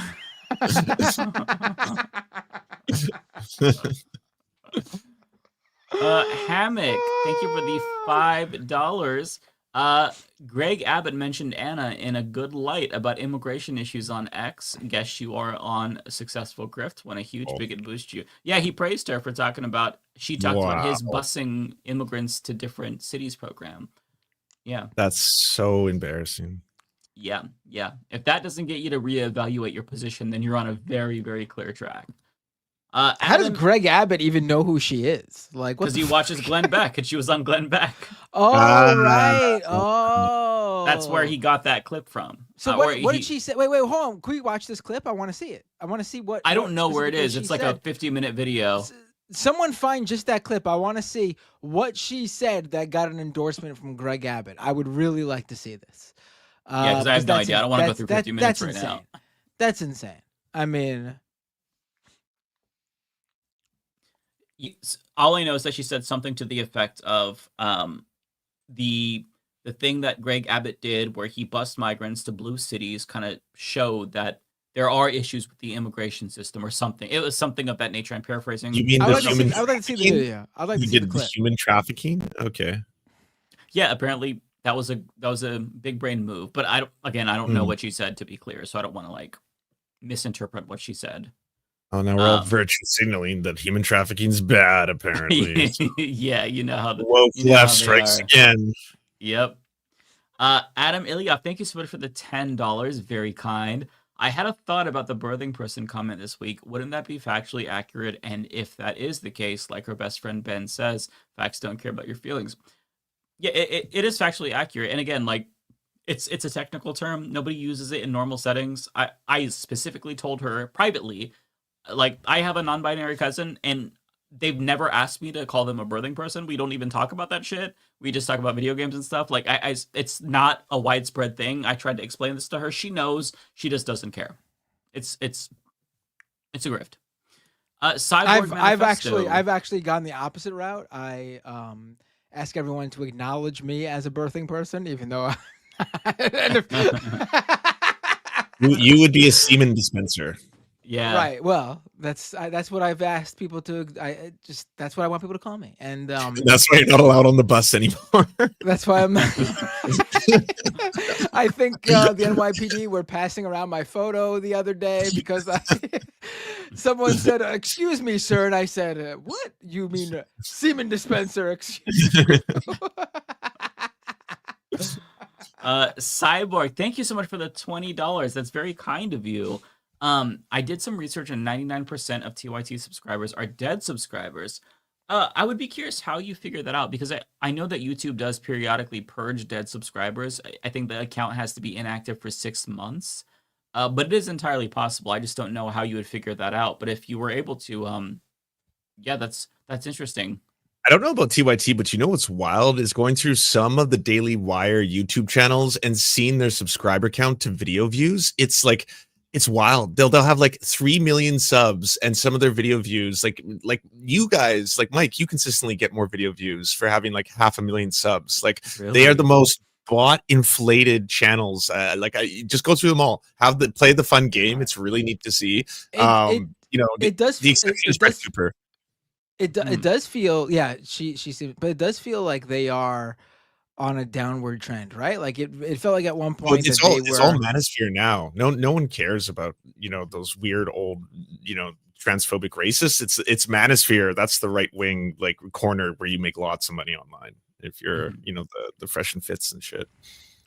Yeah. Next one here is from Rikering. Thank you for the $5. Live from 46th Street OTB Studio. Today's sponsored horse is Secretariat. Nice. Archangel, thank you for becoming a member. Feisty Fan, thank you for becoming a member as well. I'm just about done, everyone. I've got one from C3339409. Thank you for the $2. Remember, snitches get their reward claim denied. True. Brian Joe David, David, thank you for the $1.99. It's the old saying, you're so smart, you're dumb. Thank you. Next one is Shy Lurker Guy. Thank you for the $13.99. Very kind. TYT, home of NIMBYs, negative outcomes for systematically marginalized groups are abstractions to Jenk and Anna. Were outcomes ever a genuine concern? Yeah, I genuinely don't know. Part of being a leftist is trying to have compassion and see things from a systemic point of view and not just look at anecdotes and base your worldview on that. But I guess like these local crime stories are their whole life now. Who needs local news now? You can just tune into TYT. Sir Gerbil, thank you for the $10. When Jenk accused Majority Report of supporting corporate Democrats in the primary, is certain that they supported Bernie in 2016 and 2020. They did. I realized he was whining about no one supporting his dumbass meme primary. Oh, maybe that's what it is. Maybe that's what he's referring to. Interesting. That would be. I mean, we all knew that he just wanted to sell a book, so nobody took it seriously. I thought he was trying to stop fascism. He said it so many times. Now he's joining with them. Yeah.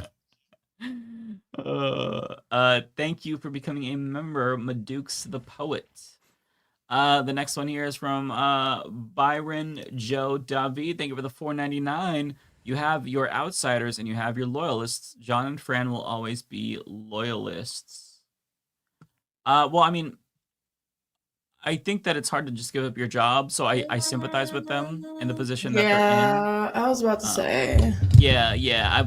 I don't hold anything against them. I think they're genuinely great people. And a lot of folks that work at TYT disagree with Anna and Jank, but you can't just give up your income like that. It's so difficult. So I hold nothing against them. I mean, like, we've all worked at shitty jobs. I worked at Walmart. Like, the CEOs are terrible, but you can't quit. It's not an endorsement because you work for them. So I think it's worth saying that. Yeah, I agree. I feel like they're just, I feel like every single, not just them, but every contributor has gotten wrapped into Anna and Jank's bullshit. You know what I Right. mean? So I feel like we need to hold space and empathy for people who are kind of stuck there. 1,000%. Yeah. There's not a lot that they can do right now. Maybe when their contracts are up, they'll leave. I don't know, but I wouldn't place blame on any of those folks. Chris Corcoran, thank you for the $2. Jank is so fucking loud. He wakes the neighbors. Yeah, he has a bold personality. That's funny. You either love it or you hate it, right? Oh man. Madukes the Poet, thank you for the $5. Thank you all for standing on the front lines for truth in the left-wing media and giving voice to the actual average Joe Jane Q public. You're welcome. Where am I at? Just lost my place. Here we go. Okay, I'm going to try to go through these quickly here. Thank you, Ken. I'm just gonna sign off, y'all. I love you. I gotta take off, but God bless. Yeah, Make sure. sure Have a you're good here. take care. Yes, Yeah. I- Are you here next week? I forgot. Or I think he's he gone. will be. All right. Cool. Yeah. Okay, next one is Cosmere Dragon. Thank you for the $10. Later in that TDR episode today, Fran admits to John that she's asked to have conversations with Jenk about trans issues on air on TYT, and Jenk refuses to have the conversation even internally. Wow, so he wouldn't even talk to people that are still there. That's really telling. So much for marketplace of ideas, which they claim they want to participate in. Lizzie, thank you so much for the $10. WTF Jenk's talking about. Who cheered for Kamala? We were glad Biden wasn't the nom. Jenk's the same guy that wanted Shapiro for VP, endorsed corrupt ass Rick Caruso, and let's not forget the union busting. Yeah, Jenk had the same approach that we had on Kamala Harris, where it's like, like he wanted an open primary. Maybe that's what he was talking about. But we all would have preferred to have a regular primary. I just don't know what you expect in that situation. So I was just glad that Biden dropped out. But I mean, he said he voted for Kamala Harris. I don't know what he's trying to do. I think he's trying to make it seem like, no. See, they say that they're the pure left, but I'm actually more pure than them or some shit. It's very weird and unserious. Thank you, Sam, for the $2. Next one here is Adam Ilyoff. Thank you for the $5. Mike, enjoy putting your brain in recovery mode from all your high-level important ideas. I will. I've been consuming way too much politics, and I need to disengage from Twitter, Blue Sky, YouTube, just everything. Asa, thank you for the $2. Mafia OC, we are playing as Luigi Mangione.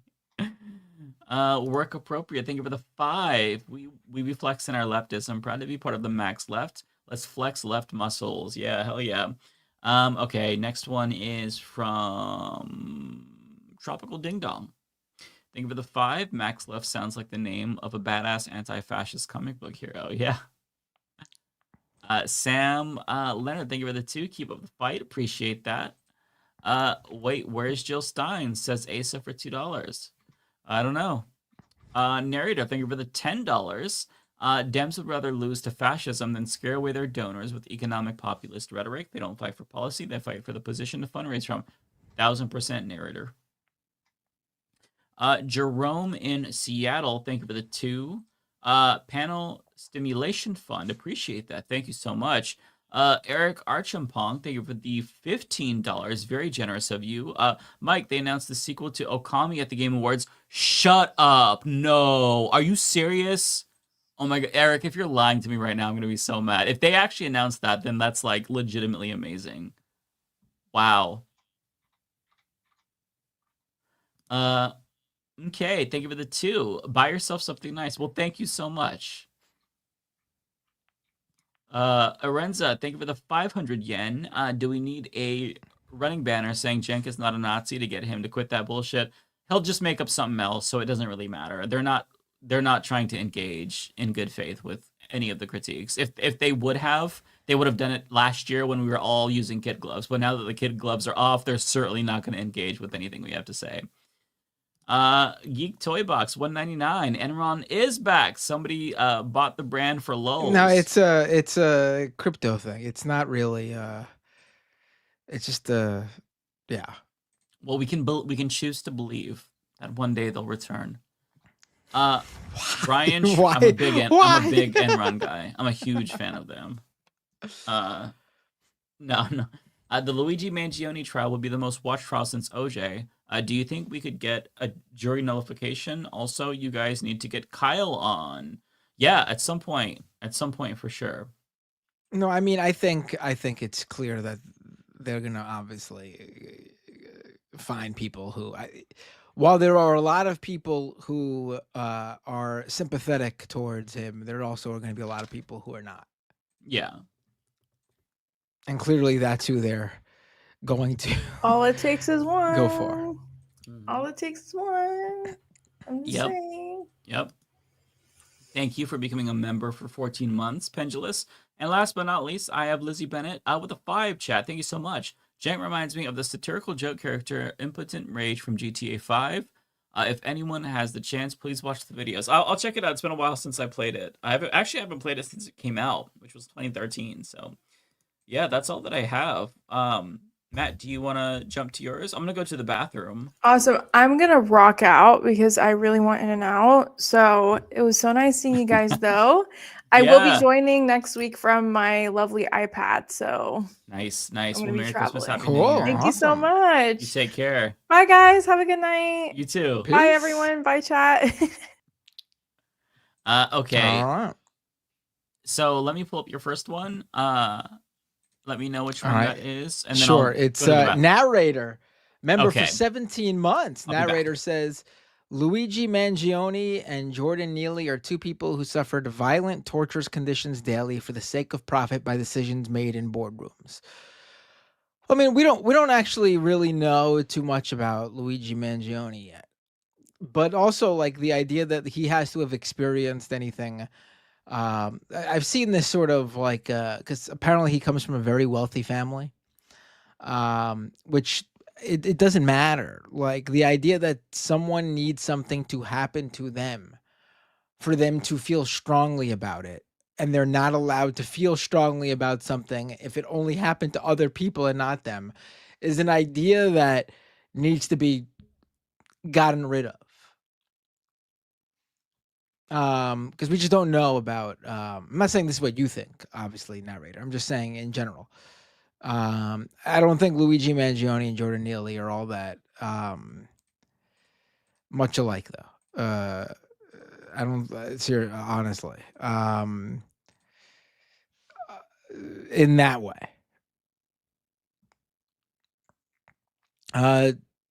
Tokyo Hans with a super chat, member for 17 months. I still refuse to believe Luigi is the culprit. Wait, hold on. I gotta find here we go. I still refuse to believe that Luigi is the culprit. On a different note, Matt's eyebrows are looking quite bushy. Matt is in New York, right? Yeah, well, I am. I live in New York. Yep. That's true. Tejasawi. Gotta find this super chat. Where is it? Why can't I find your super chat? Here it is.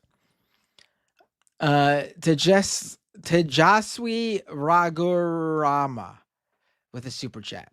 Majority Report takes sponsorships from Shopify, whose investors are public Zionists. President and CEO are Israel supporters.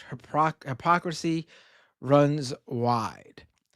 Well, I don't think Shopify and PolyMarket are one and the same whatsoever. You can criticize for sure Shopify for who their, investors or president or CEO says or believes, but they are providing an e-commerce platform. That doesn't harm anybody. But if you want to not support Shopify for that reason, I agree. That's a good reason not to support them. But I don't think they are equivalent to a gambling website. I'm sorry. I'm not telling you not to accept sponsorships or get into business with people because of what they personally believe. I'm telling you, do not promote something that can harm your your followers, your fans, your listeners, your viewers. Like the product or service itself harms people. That's my point. Mhm. But I would not disagree with someone for not taking that sponsorship. Also, you'd be hard pressed to find pretty much any one who runs a major company who is like anti-Zionist or anti-Israel. Yeah. I'm sorry. So just might as well just not buy any product or service. I mean, every Coca-Cola. company that you every It's- company that you buy something from probably do business in Israel, with the exception of just a few, I would say. Like, Mhm. what are you going to do about it? There's a difference between having to live under capitalism and having to live excuse me, there's a difference between having to live under capitalism, where you need to get a smartphone because that's necessary in society to be able to be connected like that. So and the vast majority of smartphones probably are not made under the best conditions, but that's just a part of the world you can't control. Mhm. Okay, what do you have next? I'll try to follow along here. N Starks 007 with a super chat. Someone tell Emma and Matt they have to quit Majority Report because of Shopify. I mean, there's another person. I mean, I don't think Shopify is equivalent to PolyMarket. I'm sorry. Just don't know what to tell you. I just don't think it's equivalent.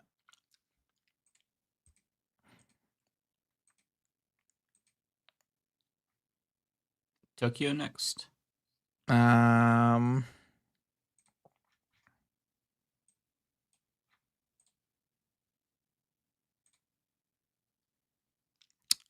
don't like Jenks Max left naming. I'm gonna go with actual leftist warrior. Right. I don't even go Max. I've never even heard anyone say that before. It's not even a thing. No. Ryan Chan. Oh no, wait. This is Looney Tunes 9000. I dared Anna Kasparian to say she's Republican. I mean, I don't know if she's a Republican or not.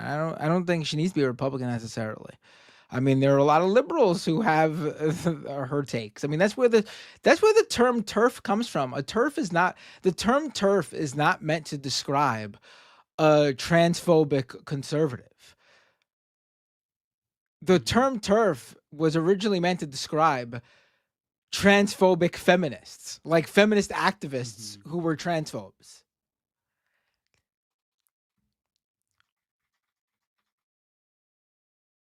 Okay, so your next one was Ryan.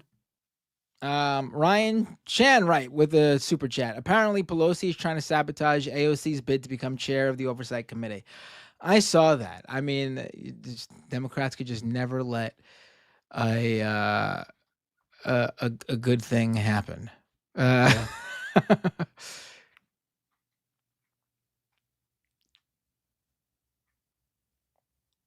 Synapsis, right?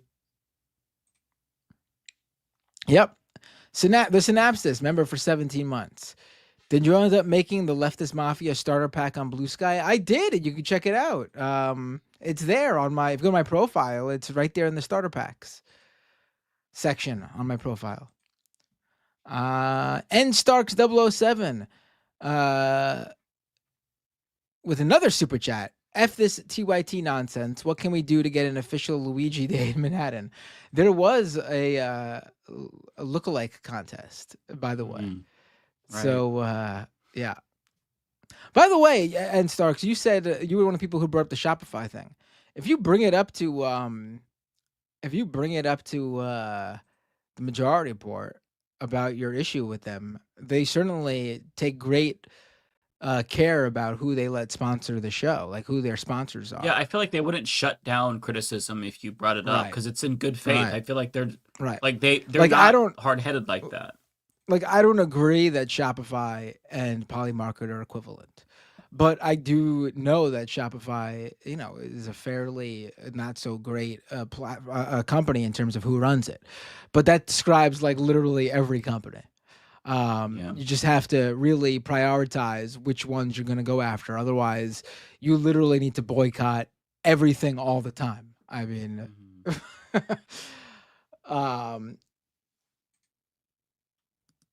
let's go. I mean, the CEO of Stripe, the payment processing company that pretty much like every single website uses now. Like, you can't buy anything without it going through Stripe online now. He posted a video, not a video, a picture online of him taking a jog in Tel Aviv and how it was great to be back in Tel Aviv. You're going to just not buy anything from any store because Stripe is pretty much the payment processor for every single store online now. I mean, if you could do that, power to you. But you got to you just can't. I think most people cannot. It's just not going to, work. And again, I don't think Stripe is the same as PolyMarket either. Tokyo Hans with a super chat. I remember when first listening to TYT, Jenk mentioned running for Congress or something. He lost miserably and blamed everyone. I grew up in the area he ran in, deep, deep red area. This is when I knew this man was delusional. I mean, his campaign wasn't even good. Like, it wasn't like he ran like a good upstart campaign. And he just like he didn't lose because it was in a red area. Like, even if that's the case, like he didn't lose because of that reason. Jameson Marley with a super chat. Bitcoin is 100K. Will Matt finally admit he was wrong? Wrong about what? I think I don't know if I brought this up on this show or if I even brought it up on a stream or just in like. I think you mentioned it with last people. week. I remember. Yeah. Okay. Maybe this person is trying to say this too because they remember me saying it or something, and they're trying to troll me. Please find a single instance where I said that my opinion, my feelings on cryptocurrency is directly in correlation with what its value is at. Bitcoin being 100K is irrelevant. It's irrelevant to any point I've ever made about cryptocurrency. Why is it at 100K? What happened? What happened to make it go up? Did you buy all that Bitcoin, Jameson? Did you help? Did you make it go up, or do you think major players in Bitcoin who will not tell you when they sell off, they're buying up massive amounts of Bitcoin, propping up the value of it, and are you going to tell me when it drops again? Because it will. There will be another crash. And I'm not, before you take that out of context, I'm not saying that's the end of Bitcoin, by the way. But there will be another crash. Will you then come back and tell me to say I was right? My opinion on crypto has zero to do with how much it's worth. And I've made that quite clear from the beginning of my criticism of it. Maybe they're talking because they say BTC. Maybe they're talking about Brian Tyler Cohen. Like, did you say he's not worth $100,000? Maybe. And then he did reach that cost. Maybe. How much does I think Brian Tyler Cohen cost? I don't know. I mean, he's probably worth a lot, being that he's very popular on YouTube. Yeah. Robert with a $10 super chat.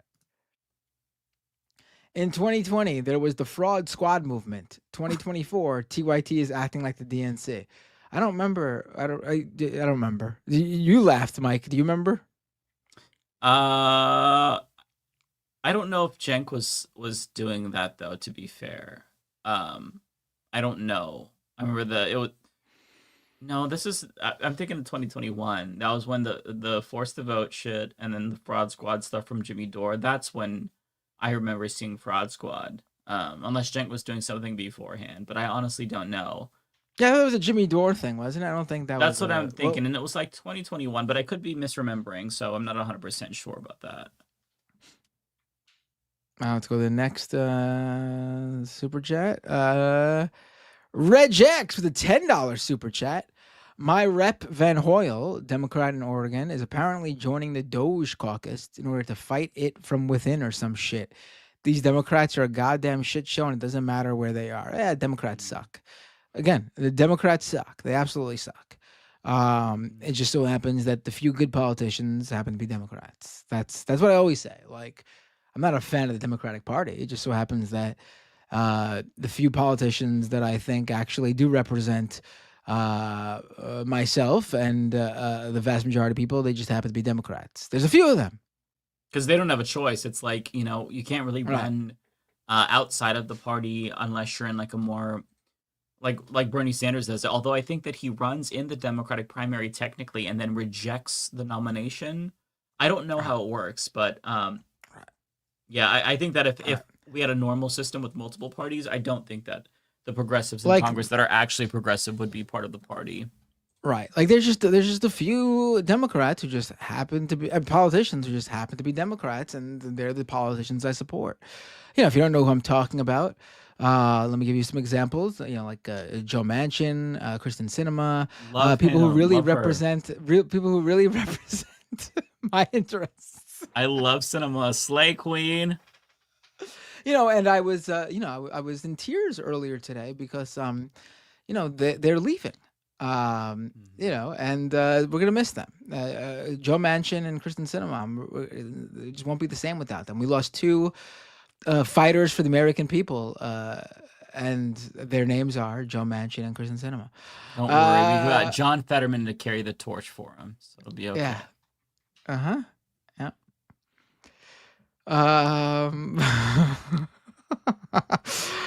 Pete Hegseth's mom with a super sticker. Thank you. That's so sweet of her to, yeah. Lizzie Bennett with a super chat. Biden commutes roughly 1,500 sentences and pardons 39 people. Leonard Peltier wasn't among the 39. What a waste. Apparently, he's not done with it. We'll see. Donziger wasn't too. I still hope Donziger and Peltier. All right, and also, fingers crossed for Luigi Mangione. Although I think that might be state charges, so maybe. Right. Well, the FBI got involved, so maybe they're looking at. Okay. Right, he crossed state lines, right? Uh-huh. So you're saying there's a chance. Right.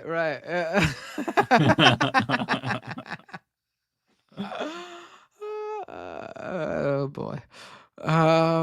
Let's go to Tunbosin with a super chat. The era of Luigi is here. It's Luigi time. Was it this year or last year that Nintendo called it the year of Luigi or something? So that was actually back in 2018, 2019. It was when the Nintendo Wii U was still their main system. I think it was actually in it might have been 2016-ish. Oh, it was 2013. Oh, it was 2013. Yeah, it was a while ago. But why did it seem so? It seemed really recent. I don't know. Yeah. Yeah, I feel like it was more recent too. Huh. Yeah. I think we all just love Luigi so much that it's just... Hey, maybe it took 11 years for it to be the year of Luigi. Well, hey, I'm down for that. I love Waluigi. I think Waluigi's always been one of my faves. The idea that the idea that they created an evil Mario and Wario, and they were in it, they made a storyline and it made complete sense.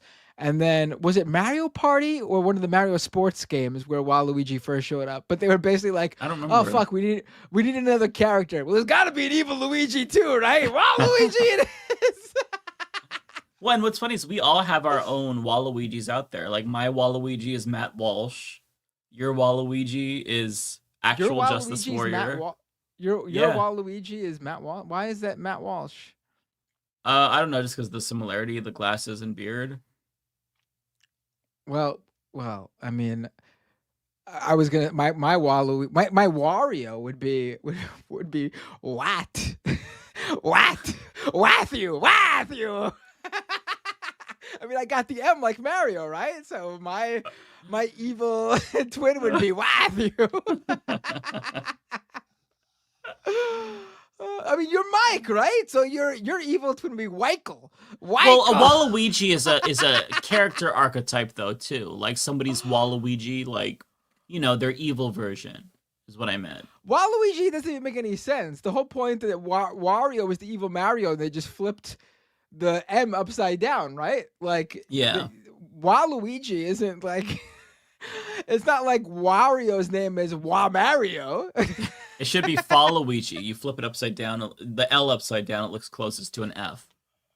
Yeah, it should. Yeah, it should be. But that'd sound dumb. I like Waluigi though. I mean, our Waluigi would be Matthew and Mike, Michael.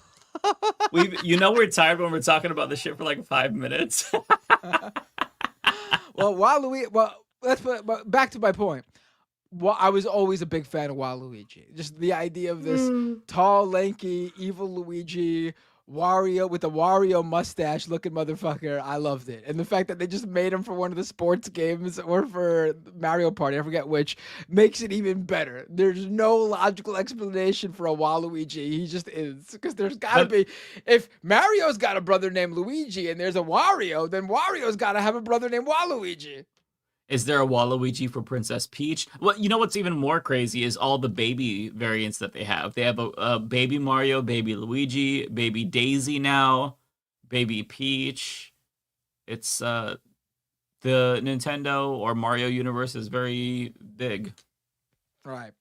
Now, what always confused me, now that we're continuing here, is there's a baby Bowser, right? Like a baby Bowser, right? But that's like Bowser's kid because they appear together. But canonically, Bowser already had a bunch of kids. Like, what was his name? Like Ludwig and... the Koopas, right? Yeah, so... Yeah. Is there an existence? Like, and they all look like they're part of the same family, but baby Bowser came way later. And does not look like them. I mean, he looks just like his dad. So my assumption is that Bowser had his original kids, and then he got a divorce from whoever he had those kids with, and he found some new woman who was much younger, and they had a baby together too. So Ludwig and all the older Koopa kids, they got a stepbrother from a different mother. That's got to be the case. So it's his right? Baron. I mean, it's Bowser's Baron. It's Bowser's Baron. That's great. That's great. Wait, the rest are adopted. Wait, who's saying this? Is this someone making shit up, or is this canon? The Koopalings have no relation to Bowser now? No. Oh, maybe they're just underlings. Actually, I like this one better. Bowser has a secret second family and never told his wife, who he's still married to, and had the Koopa kids with.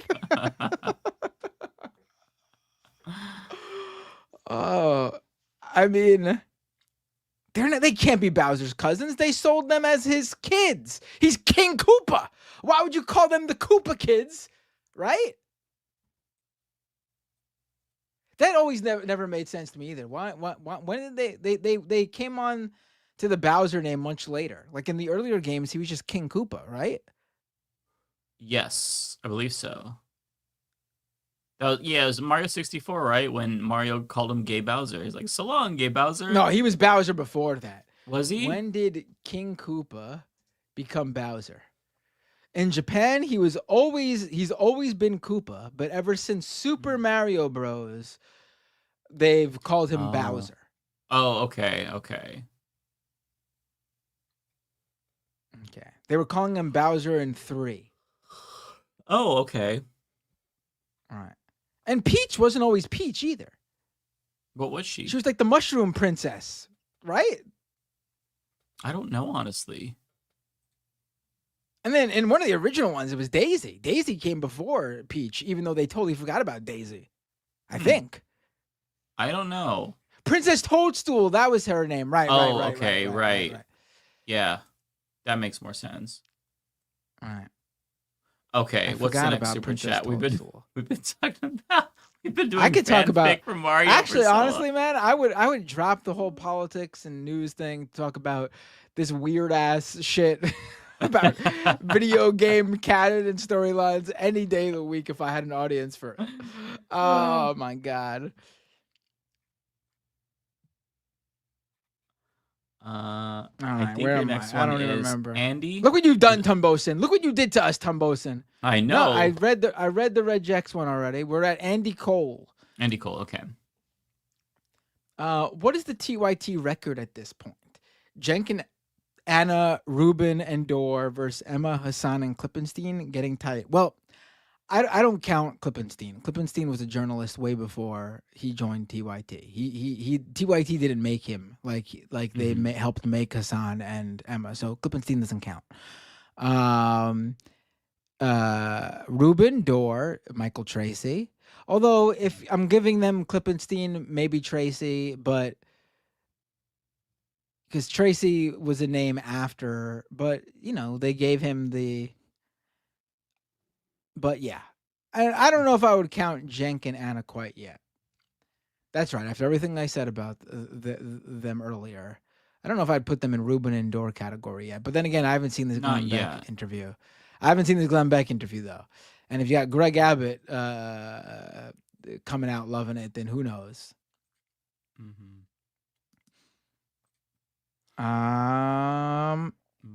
Maria Surratt with a super chat.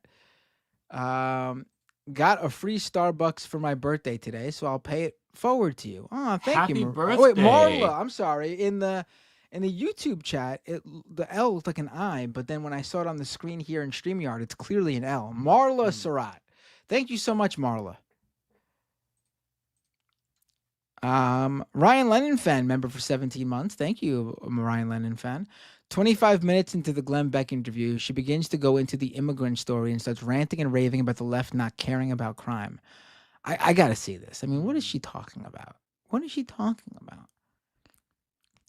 And the idea that she automatically relates immigration to crime is fucking gross, the way you're mentioning it. I don't know if, again, I got to see it, but just ridiculous.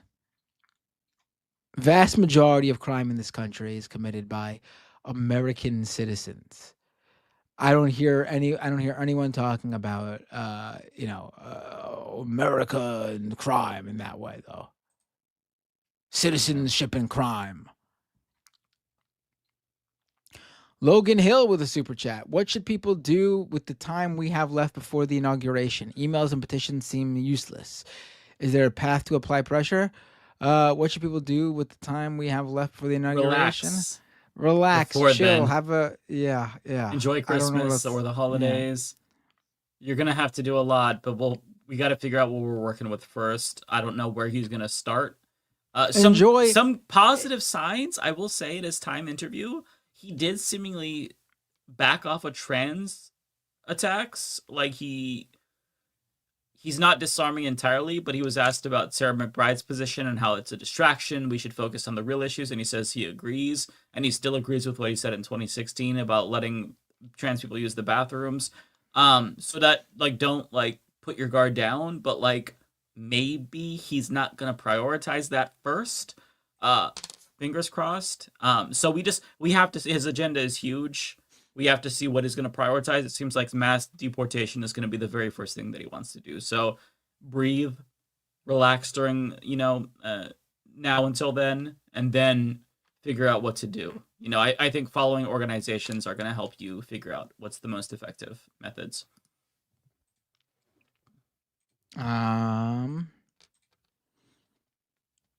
Alexander with a super chat. Please invite John.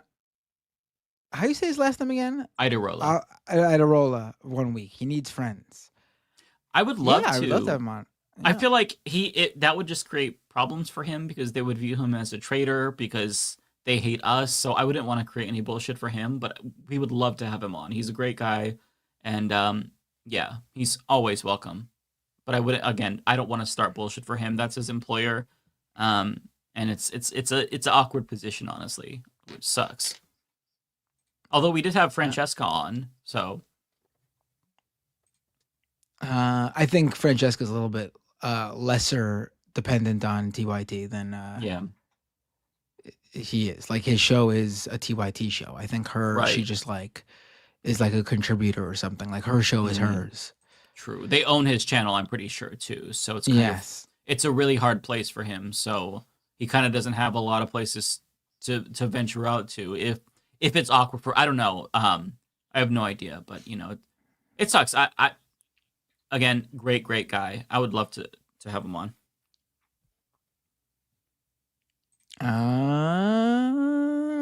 Bay Photo, member for 17 months. Another crypto company bought Radio Shack's IP and used their Twitter account to shitpost. It's a crypto trend to buy up dead brands. Yep. Oh, okay. Fools people. Yep. Tokyo Hans with a super chat. Luigi's jury selection list leaked. Jeff Bezos, Bill Gates, Elon Musk. Feeling positive. The Nathan Galang with a super chat. I worked at TYT. Oh, my recent vid calling them out. Also, I debated Shapiro, and I'll try to call into Majority Report when Sam is on to chat about it. 561 area code. All right. I mean, I might not be on when you call in if Sam is on, but you should send that to them, like Matt Leck or Emma.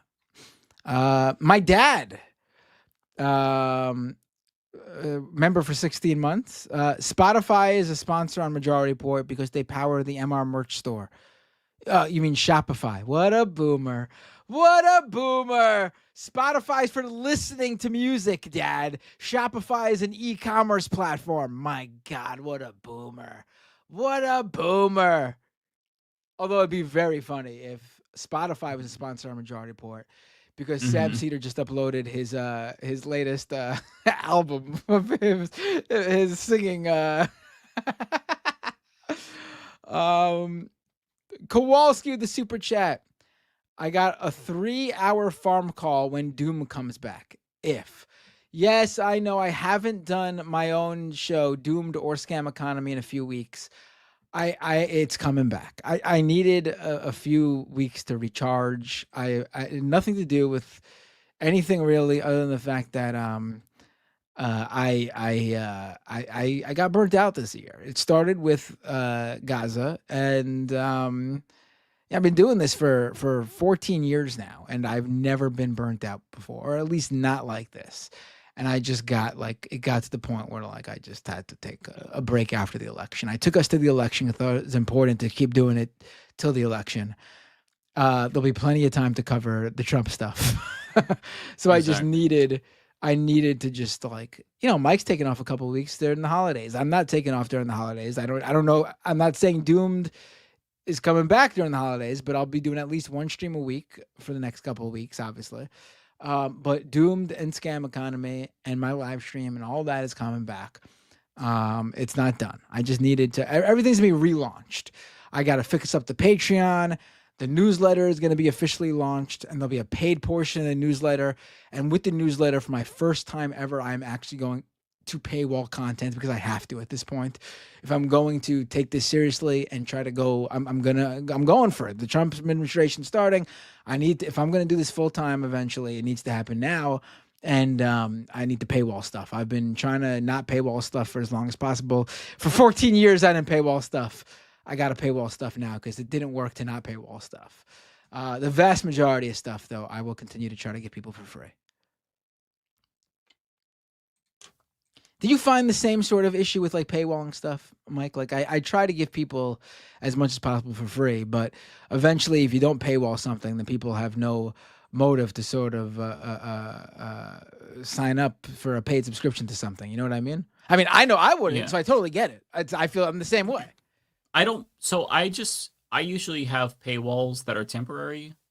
I'll put up a video the night before that's scheduled to go up at 8 the next morning, and then I just let members watch it just beforehand. But in terms of like exclusive content, I don't have a lot. Like I have a behind the scenes video, but I think that in this space, it is worthwhile to probably have like exclusive like paywall content, just because if you're trying to go independent and support yourself, I think that there should be an incentive, for people, or at least a benefit, right? Like there's a lot of people that will just pay to support you because they really appreciate your work. But it'd be nice to give those people something extra as well if you can. But it's tough, right? Because I hate paywalling a lot of stuff too. I don't know. I'm really torn on it. All right. I think I got one more that just came in. My YouTube thing froze. This always happens because I don't know why, but the YouTube studio backend is so I have a couple that I can pull up as well that I got since then. Oh wait, I see the one now. If you want to just, because okay. then I'm done. It's Oh, the one go that ahead. mentioned scam. The one that mentioned scam economy. You might see it back there. Oh, there we go.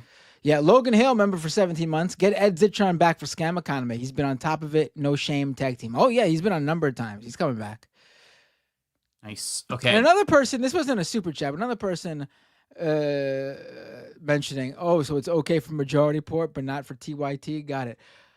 People like this is the same thing this is what I'm talking about when Jenk made that Facebook argument. It's for dumb people in the TYT audience using a platform for yourself, like posting on Facebook or selling your merch on a e-commerce platform is not the equivalent of promoting a gambling website. Are they saying that not Majority Report is sponsored by Shopify, or they just use Shopify for their I don't know. Do they sponsor? I mean, again, if you have a problem with it, I guarantee you, if you bring up your the issue with Majority Report, they will address it.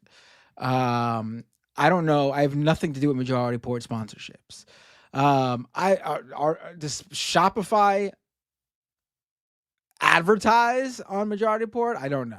Yeah, that's what I'm confused about. It's if they're just using it for their merch, that's nothing. Like if they're getting sponsored, then you can criticize them. All right, for that. so they sure apparently they do live reads for them. Okay, I mean bring it up to them. I mean, yeah, again, I still don't think for sure. I still don't think it's equivalent. I mean, I think your points about the problems with Shopify are legitimate.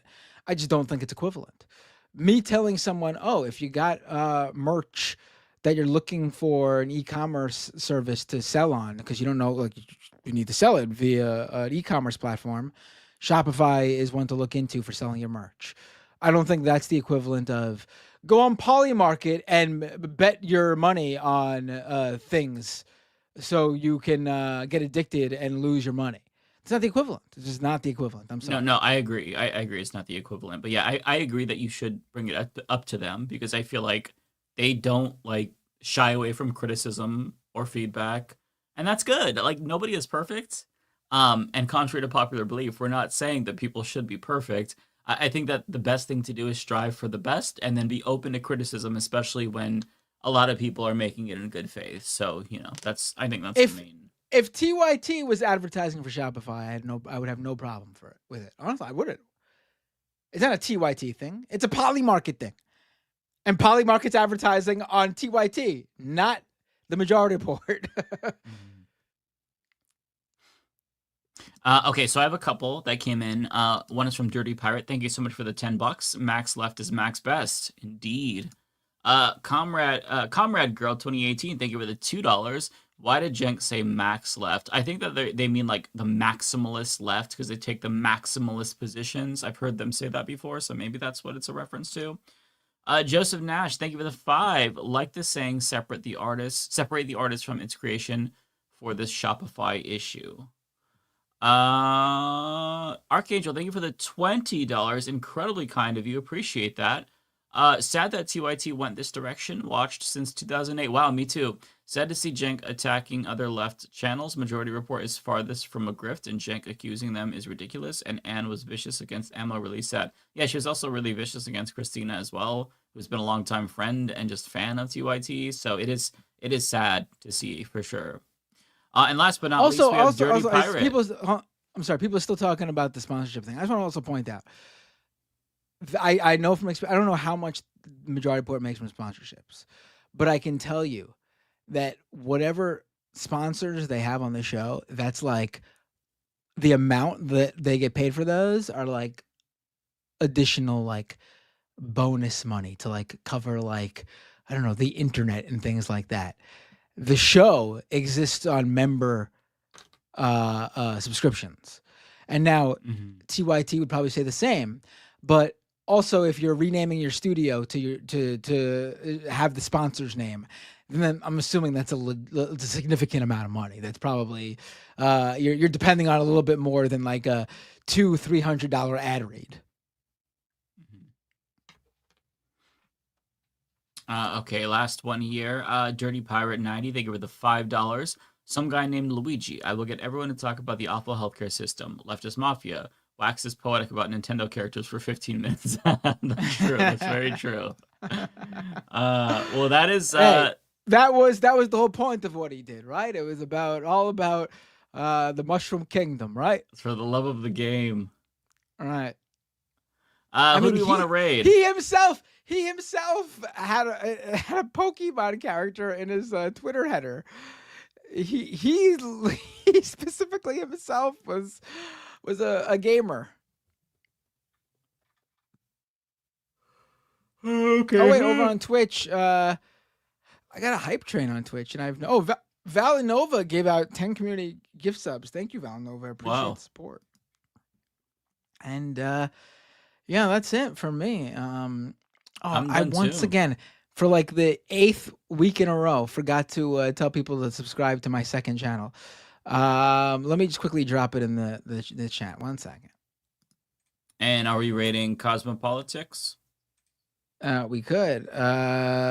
Subscribe to Matt's new second channel so he can stream Fortnite on there and get monetized.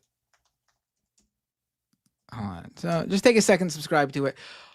Also, if you're not subscribed to my newsletter, there's some articles on there that I wrote already, but it was like a soft launch just to like put some content on there, and I had a few stories that I broke that I needed some place to put. This will be officially launching with a paid subscription and everything in the coming weeks, but you could subscribe for free and get most of the content for free. I'm going to post that in here now too. Hold on while I'm here. Subscribe to Matt's newsletter. And Mike, this is the last time we'll be seeing you for a couple of weeks, right? Yeah, I won't see you until next year. That's sad, man. Don't leave us. Yeah, that's it. I expect jokes about how you kicked me off the show every single week until I'm back. You will. There will be jokes every single week about how you left the show. Okay. I'm looking forward to it. Yeah, who are we rating? I can tell you really want to get the fuck out of here. I'm so tired. I've yawned like so many times. Okay. Cosmopolitics. Cosmopolitics sounds good to me. I feel like my eyes are probably glazed over. I'm just so exhausted.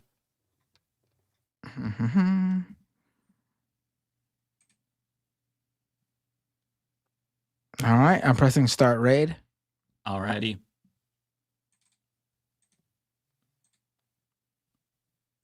All right, everyone. It's been a pleasure. I will see you next week. Mike won't. I think David Dole will be here next week, right? Yeah, he will. And that's the show, everyone. Sending you all to see Cosmopolitics on Twitch now. Other than that, I will see you in the coming days. Have a great night. I'm pressing that raid button now. Are you, Mike? I am. Yep. Raid real now. quick. Thank you for the super chat, $20. Thank you so much, Dan Dixon. Your video on Pod Save America was really fascinating. It's so amazing how money and power turn people against humanity. Thanks for all you do. Thank you so much. Appreciate you sending that in. I'm glad I caught that before we left. All right, everyone. We'll see you next week. Or Matt, we'll see you next week. I'll see you next year. Take care.